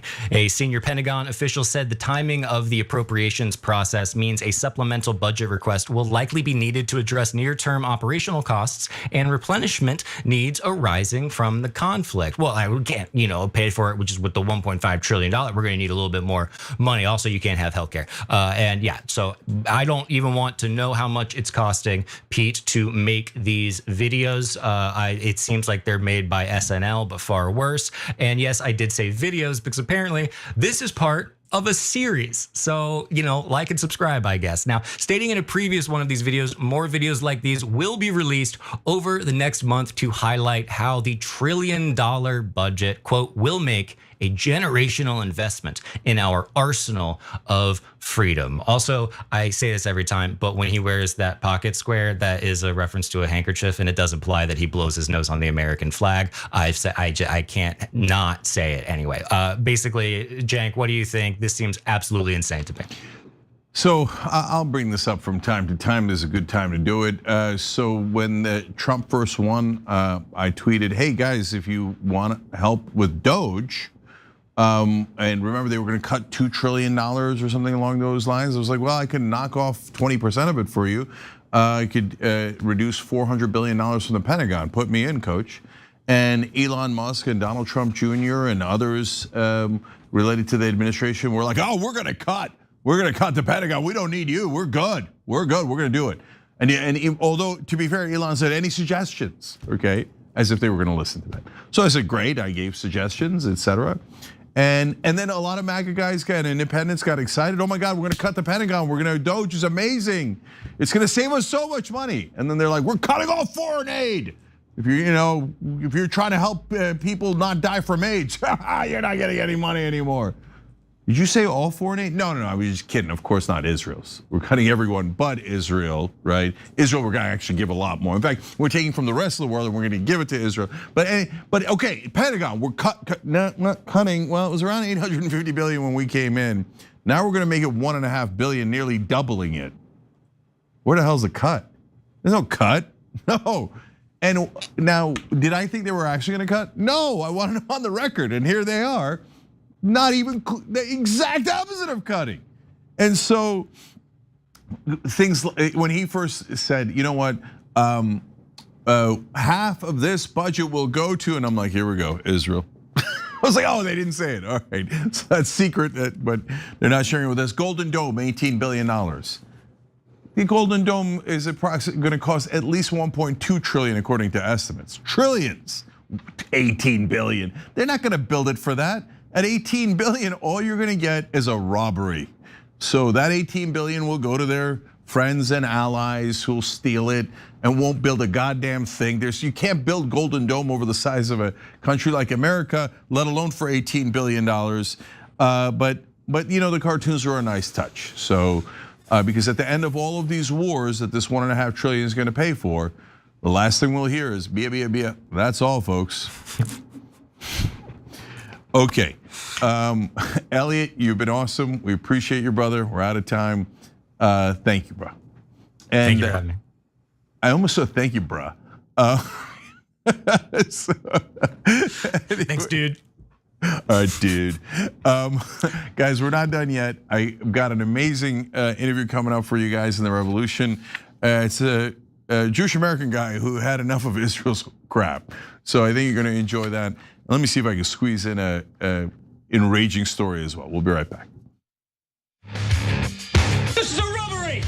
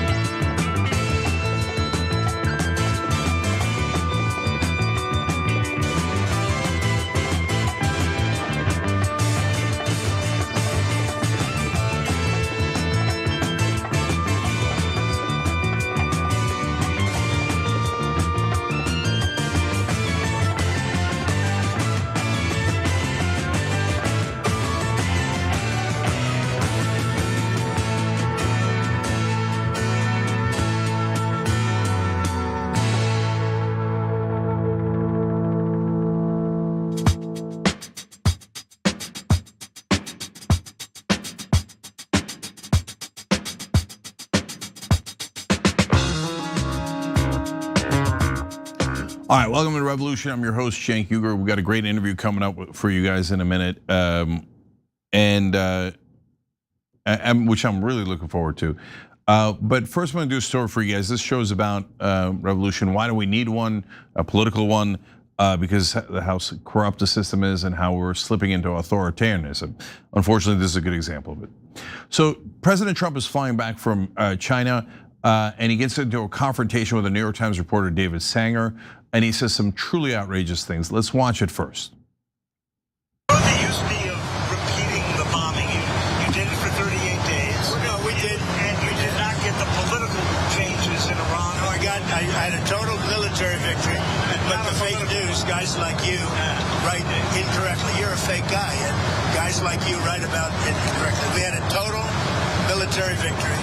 I actually think it's sort of treasonous what you write, but you and the New York Times and CNN, I would say, are the worst. On another war. You should know better, David. You're a professional. You know better. Your editors tell you what to write, and you write, and you should be ashamed of it. This is another war. I actually think it's treason. When you write like they're doing well militarily and they have no Navy, no Air Force, no anti-anything. By the way, we knocked out 85% of their manufacturing for the missiles. We knocked out everything. We haven't knocked out other than one bridge, and we did because they misbehaved. But we have bridges we could knock out. We could knock out their bridges and their electrical capacity within 2 days. We could knock out the whole thing. We had total military victory, and we knocked out, quote, everything. So I'm going to give you the receipts on that in a second, but it doesn't get any more ironic than Trump in the middle of saying that, looking at a guy going, "You're a fake guy." No, literally everything you just said is fake. Now look, as anyone who watches Young Turks knows, I got no love for the New York Times. And so I can show you all the things that they do wrong. But when you go at them, you should have some receipts. And obviously in this case, Donald Trump doesn't. But most importantly, guys, it is not treasonous to write about the administration, to criticize the administration, to state facts about how a war is actually going. In fact, that's what journalists are supposed to do. This is rare, good reporting by the New York Times in that issue.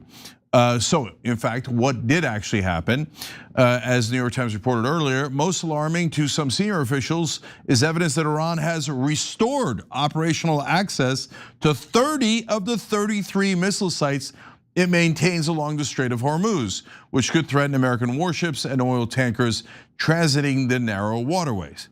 We knocked out everything. By everything, if you mean 3 out of 33 missile launchers at the most important place now literally in the world, the Strait of Hormuz, yeah. There is a fake guy in that conversation, and it ain't the New York Times report in that case. But wait, it's way worse than that. They explain further, Iran still fields about 70% of its mobile launchers across the country and has retained roughly 70% of its pre-war missile stockpile, according to the assessments. That stockpile encompasses both ballistic missiles and a smaller supply of cruise missiles, which can be used against shorter range targets on land or at sea. And by the way, where are they getting this information? Is it the New York Times went and looked around Iran and tried to figure out? No, it's from our intelligence, American intelligence. So Donald Trump is actively lying to you. He knows this intelligence as well. Although on the other hand, maybe he doesn't, because they do show and tell with him since he's a child. And in the mornings they show him bombing videos and they go, look at all the things we destroyed in Iran. Look, we destroyed a hospital and a school. You're doing great, Donald Trump. And we destroyed their whole Navy and military and Air Force, Donald Trump. You could tell everyone that. And he's like, oh, Petey boy, we got him, didn't we, Petey boy? And then the stock market doesn't go down. He's like, no, the market's up and we destroyed everything. We should restart the war. Yeah, great idea. Let's see how that turns out, because I'm afraid we're about to. Lastly here, based on information from multiple collection streams, including satellite imagery and other surveillance technologies, Iran has regained access to roughly 90% of its underground missile storage and launch facilities nationwide, which are now assessed to be partially or fully operational, the people with knowledge of the assessment said. Now, I know that Donald Trump hides his grades from college and from high school. Who cares what you got in high school? But maybe because he's so bad at math, he's like, oh, we got 10% of their capabilities. We got everything. 10 equals 100, doesn't it? You just put a 0 at the end and the 0 isn't worth it. 100, no, you got 10%. So how many planes and ships you destroyed are not that relevant, because that's not what's blocking the Strait of Hormuz. The missiles, the missile launchers, and their stockpiles are what is blocking the Strait of Hormuz. And I don't know if Donald Trump is just too dense to understand that, or he understands that and is a pathological liar. Could be both, But it's not healthy to have a president of the United States who is completely detached from reality while we're in the middle of a war, because he might be convinced to restart that disastrous war, thinking that we're winning when we are doing anything but win in that disastrous war that Israel has ordered for us. All right, so now you know the truth about that. Let's move on to the interview that we've got. Joining me now is David Spievac. He'll tell me if I pronounce that right in a second. He's a digital creator, and he's got his account's called David Says Stuff. It's on YouTube, Instagram, X. So David, welcome, brother. Welcome, thank you very much for having me. This is a very exciting time. Okay, no problem, great to have you here. So did I get the pronunciation of the last name right? You nailed it, actually. Very few people nail that name, but you nailed it. Okay, that is rare. So I'm happy about that. Okay. My dad would be proud. Okay, well, would he? Let's find out. With at least well, not about me being here, but at least getting the name correctly. Okay. Very true. Yeah, so David, you talk about how you grew up in insular Zionist environment on Long Island. You're now in the hipster capital of the world in Brooklyn, of course, so that might have affected how you view things. But no, seriously, tell me about how it was growing up like that and what your view of the war is today, and then we'll dive into more details. So growing up, I grew up in a very Jewish community with like a sprinkle of Italian people. So the general idea was school, Hebrew school, home. Everything Jewish, everything, like if you know anything about Long Island, you know you are insulated in a very Jewish community. And then factoring in Hebrew school and factoring in everything being Jewish, that was my life. Yeah. So look, Long Island equals New Jersey. No two set of people are closer in culture than people who grew up in New Jersey and Long Island. I grew up with basically three subsets of people. Like, were there Latinos, blacks, blah, blah, blah? Yeah, whites, sure. But really, it was Jews, Italians, and other immigrants, right? So 100%. Yeah, and I grew up in East Brunswick, particularly Jewish town. We were so Jewish. They threw bagels at our football team, the opposing teams did, because I grew up in the 80s and apparently that was allowed. Weird, but yes. It's super weird, okay. But I mean, I love telling that story because I was on the football team and yeah, we were a heavily Jewish school, but out of the 60 some odd guys on the football team, only 4 were Jewish. That makes, you know what's funny? That's kind of the vibe in my high school football team. I actually played high school football. I was terrible, but I believe it was only a few Jewish people and it was almost the entire Italian group that was in the team. That was on the team. Oh yeah, we had a bunch of Italians on the team, that's for sure. Okay, but you know, the only guy who made it into the NFL, Jewish, Josh Miller. So damn. Yeah, there you go, representing. Okay. That's what's up. Okay, so you grow up in an environment like that, you know, no reason not to be super proud of who you are and your community, etc. So now fast forward to today, we're in a little bit different situation. So, so what are your thoughts about what's happened in Gaza and beyond in the last 3 years? So what's happening in Gaza is absolutely disgusting. There is a genocide going on, and it's very hard to, as a Jewish person, it's very hard to understand how this can be done in my name. And that's the part that got me started in this whole journey, is Israel tries to conflate Judaism with the atrocities that they're committing, and then factor in I'm American and I'm paying for it. So that was very difficult, a very difficult pill to swallow. Yeah, for sure. So look, I want to get into the battle within the Jewish community in a second, but let's stay on Gaza and all that. Because David, you said something there that I've been kind of angry about the whole time, but I'm not Jewish, so I'm not allowed to say this or whatever, but like, but I say it anyway because I don't give a damn what I'm allowed to or not allowed to say, yeah. Which is that, guys, stop saying that you represent all Jews, because it's hurting my Jewish friends, family, and everyone else, because it feels like they're using Jewish people as human shields. Like, when reality is every government does terrible things. So like the Turkish government, are they angels? No, they've done terrible things, right? American government, same thing. Russian government, same thing, right? So, but when the Turkish government does something, I don't want them going, no, you're not allowed to criticize us because we did that genocide or we did that on behalf of all Turks. No, no, no. But with Israel, it seems like no one in mainstream media even challenges that idea. In fact, they seem to double down on it and reinforce it. So how harmful do you think that is? I think it is extremely harmful because they're conflating an ideology and an identity together. So that makes everything that Israel does, a Jewish person has to answer for it, according to Israel. So I find myself, when I'm talking with people who aren't Jewish, they believe that every single Jewish person has such a blind allegiance to Israel, and I have to unwind that thought process, and that's entirely because of Israel. Yeah, no, I mean, that's just a reality. And unfortunately, a lot of folks think in tribal ways. And so sometimes Israel supporters will say, oh yeah, Turkey did this. And I'm like, yeah, they did. And then what happened? Like, why is that my issue? It makes no sense. Like, the Turkish government doesn't call me before they do a false flag operation in Syria, which they've done. right? And go, Cenk, we're thinking of doing this. We're going to want to run it by you. Did the Israeli government call you and go, hey, we're thinking of killing people in food lines? David, how do you vote, right? Well, first off, I wish they do that. I wish they did call me. I mean, that would be nice. I would be like, please don't do that. That is bad. So, but no, they do not call me, and it's disgusting. I mean, even just your segment before, you were commenting on the president of the United States. You are in America. That is okay. But for some reason, you can't comment on the prime minister of Israel. And it's just ludicrous.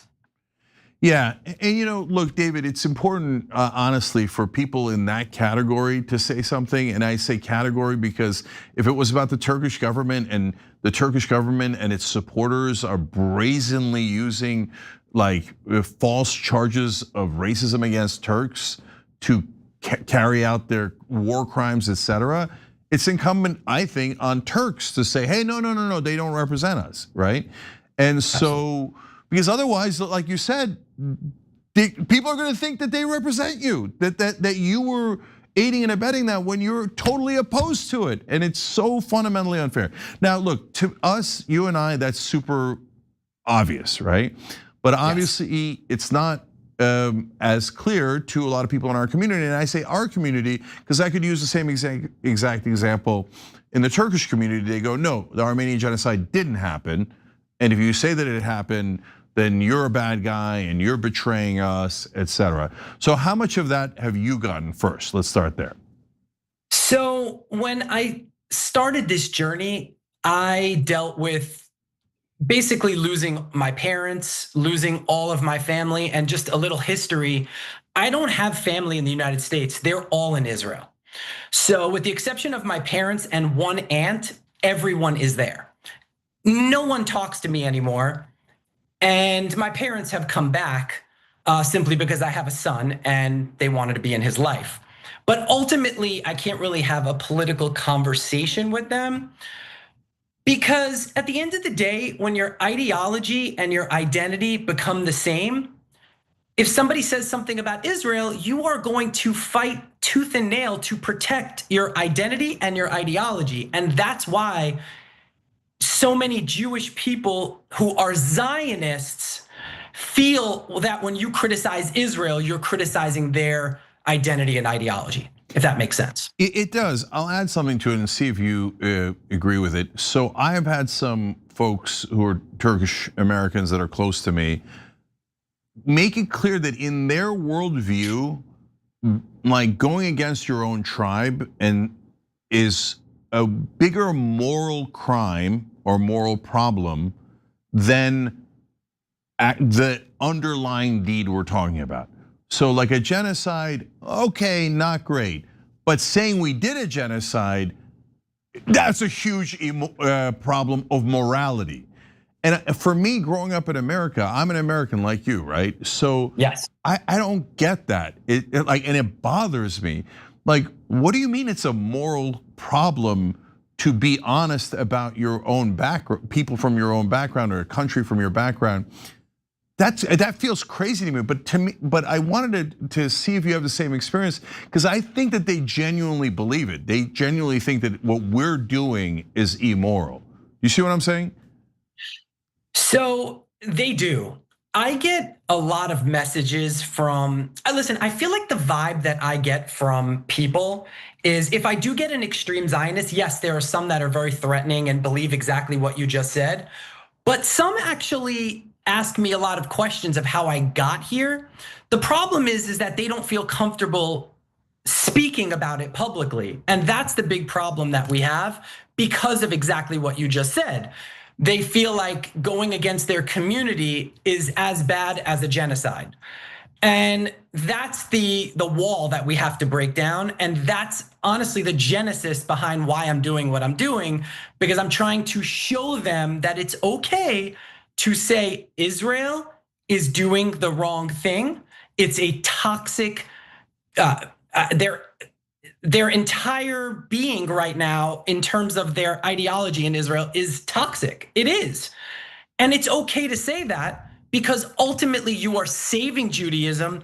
And if if your ideology is to protect Israel, well, then you're protecting Israel too. Do you see what I'm saying? Yeah, of course. And Israel could be endangering Judaism. I mean, I used to like kid around as Bill Maher did about the Orthodox guys who were against Israel. Oh, it's funny, Orthodox rabbis against Israel.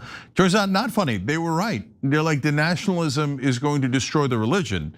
And that's a concern in every religion when you do nationalism. And it turns out that they were pretty prescient. To your main point, David, there, 63% of Jewish Americans are against the current Israeli government. But you would never know it because almost all the Jewish American leaders are like, no, not only are we 100% in favor of it, we will call anyone who's opposed to it an anti-Semite, and then we'll sick our dogs on them and try to ruin their lives and their careers, the Canary Mission and all this nonsense, etc. And so the American people have no idea the great majority of Jewish Americans are actually against the Netanyahu government. I don't know that that's ever been stated in mainstream media because they're not trying to protect Jewish people. They're trying to protect Israel. Those are two completely different things. But that's and I'll also say, just to not interrupt, but no, go ahead. Also the dogs, as you call them, because that's what they are, they're also the loudest. So you have these guys online who are toting the flag and saying all these crazy things online, and obviously at protests. And they're the people who are being noticed, like Israel pride, and these are we have to protect Israel, and that's a danger too, because you're not letting the world see people like me, or there's people like Jewish Voices for Peace, if not now. People don't even know these organizations exist. I am constantly telling people, and they're shocked because always the loudest voices are the minority. So I wanted to add that. Yeah, absolutely. And I run into a number of folks from Jewish Voices for Peace say that they get targeted by the Canary Missions and the StopAntisemitism.com. They and people try to get them fired from their jobs, and they get called anti-Semites. And they're like, "We're Jewish. It doesn't make any sense at all. What do you like? This is madness, right?" So now, David, you got the 63% on one side. Then you've got the folks who show up in front of the New York Times headquarters during this giant protest. How dare you say things that are true about Israel, right? Ridiculous. And Ben Rhodes made a good point. So he's a guy I worked with in the Obama administration, a really smart, brilliant guy. And I don't say that a lot about people in politics. And Ben was like, if we could just show this kind of outrage at the things that the New York Times reported about, like how badly Israel is treating the detainees and the sexual assaults and the rapes that are going on there. Why aren't we outraged about that instead of the New York Times covering that? The coverage isn't the problem, the crime is the problem, right? So, but here, as you said, they're very loud, very visible, right? The 63% are the silent majority. So then that leads me to asking you. Now, look, we know the numbers, we just stated them, but I'm gonna ask you your experience. How big is this kind of, for lack of a better phrase, civil war within the community? And like, is the pro-Israel side still super dominant? And even if it's 63% that have a problem with this government, they're not fighting back much? Or I don't have visibility internally in the community. Obviously, you can't speak for the whole community. I'm just asking what your experience is. So my experience is that obviously the loudest voices are the ones that were in front of the New York Times. I think the big problem is that people have a misconception about the Jewish community as a whole. I grew up in an entirely Jewish community. So there were a segment of the population who are Israel, like the people in front of the New York Times. But then there is a large segment of the people there that went to Hebrew school that know Israel is like this safe haven for Jews, but don't really have any connection to Israel other than knowing these things. If you ask them something about Israel, they would be, oh, I didn't know that, or my point is they're easily swayed. And you wouldn't know that that segment of the population exists because the loudest voices are the strongest. So I don't want to give a pass to all of those people who are not political because there is a genocide going on and they should be political. But I will say that they don't really know what's going on. And if I had to put it in percentages, I would say it's a solid 45% of Jewish people who have no idea what's going on. And I'm basing that on my friend group. Then there's about, I'd say about 45% who are deeply aligned with Israeli politics and the atrocities that they're committing. And then there's everybody else. And I'm in that category. I wish that 45% would align with us, but they just don't care about politics. And that deeply saddens me because of what's happening in our name. And that's ultimately the genesis behind what I'm doing, is to get those people to join us so that we can work together to end the Israeli apartheid system. Yeah. So to the 45% who just don't know and are kind of avoiding the topic, again, I'll run an example from the Turkish community by you and see if it's similar. So tons of people, more than 45% among Turkish Americans for sure, don't know a single thing about the Armenian genocide, right? They don't know any of the facts one direction or another, right?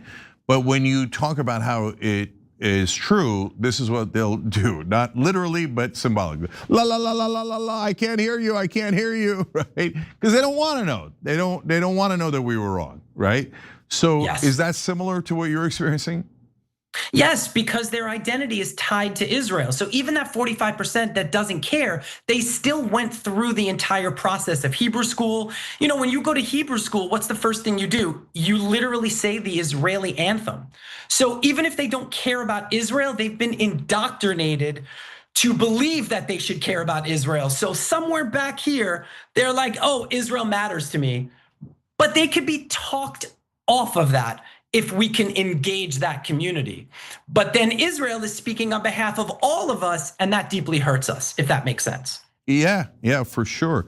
So I know this is the toughest one of all, because I've gone behind the scenes, in front of the scenes, and talked to tons of Jewish allies that are in the peace movement, and not in the peace movement, just like, hey, don't do this in our names. This isn't good, right?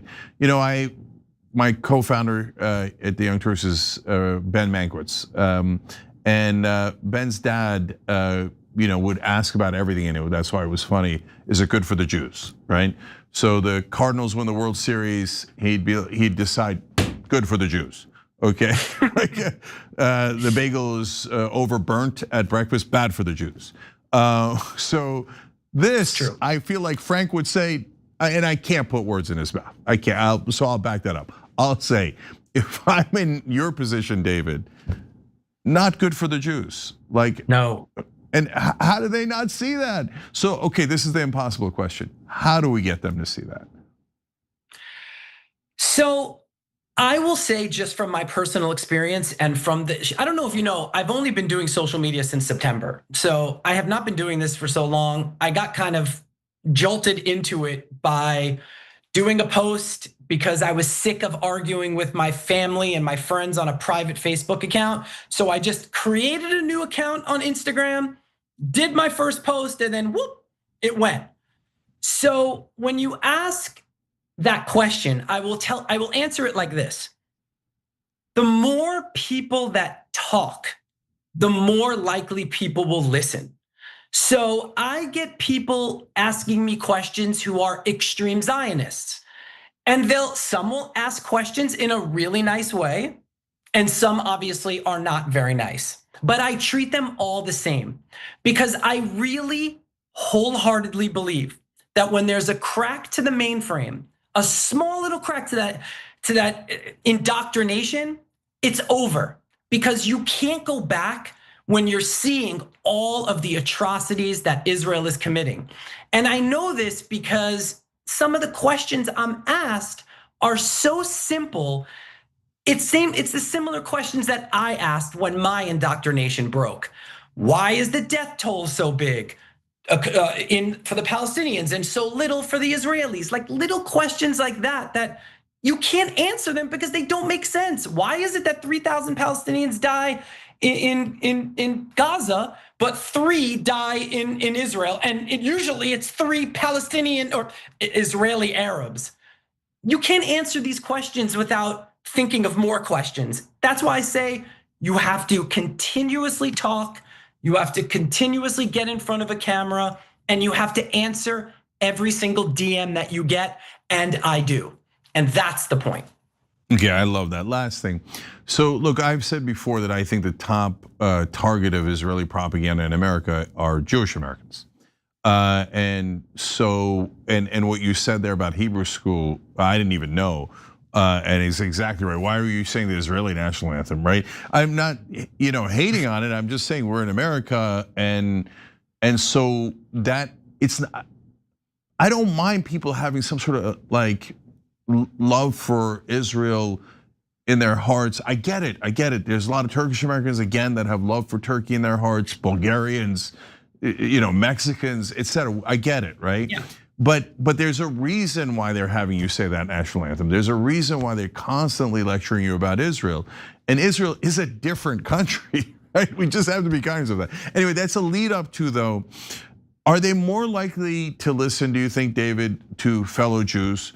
Because, and I don't know the answer to this question. I suspect so, because they look at me and they go, "Oh, no way, you're not Jewish. In fact, you grew up Muslim. I'm not gonna listen to a word you're saying." Right? And I'm talking about the Zionist folks here and stuff that we're trying to break through to, including the people in the middle, etc. But, or are they like, "No, you're a self-hater. I hate you even more. I'm not gonna listen to you either." Well, I will first answer your question with, I don't know if you know, but you are one of the main reasons that I broke my indoctrination. And I will tell you that I was more deeply indoctrinated than the average Jewish person. I was so Zionist that when an Israeli would come to the US and said that they skipped the military, that I would literally shame them to their face. I am so shamed by that fact. I am so Zionist that every single military officer in the IDF carries a gun with my first cousin's name attached to it, because my first cousin is the one who created the gun. I am very Zionist. Well, I was, excuse me, was. You were a big help to me breaking that indoctrination pattern. So first of all, thank you for that. So when you say, "Hey, I'm a Muslim and whatever," no, keep doing what you're doing. It goes a long way. Now, in terms of people that are questioning their Zionist journey, I do think that it helps to ask someone like me a question to help them continue that pathway. And that happens a lot. So I think you can help somebody in the long term, but I think I could get somebody there quicker, if that makes sense. Okay, I get it. Yeah, that does make sense. And look, we all have to do our part and hope for the best. And I would have the same, stance for them as I do for the Marjorie Taylor Greens and the Tucker Carlsons, which is, hey, let's have a conversation. You never know where it's going to lead, right? And Absolutely. You never know where you're going to find agreement. And so I couldn't agree more with you. But no, I didn't know that. So now that you said that, of course, I'm curious, how did I help break your indoctrination? So, by the way, Anna too. So if she's there, you're a part of this. So in 2006, the Lebanon War, you would be constantly talking about what's happening. And every time I'm watching you speak, this is literally what was happening. I was like, this guy is so anti-Semitic, but what he's saying makes a lot of sense. And it was the death toll.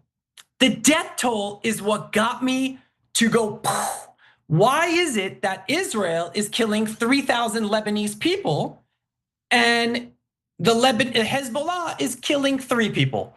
And how do we judge when the war ends? Because Hezbollah is not being destroyed. And you would drill that into my head and drill it into my head. Now, the war ends. And you know how, just like how Israel always was, once there's no war, they're still continuing their atrocities, but the world isn't really paying attention, things quiet down. Then the 2008 Gaza war happened. My mainframe was already cracked. You started commenting on it. I started to remember everything that happened during the Lebanon war, and that ultimately broke my belief that Israel is always right. That is how I basically broke out of indoctrination. I give you and Anna full credit for that.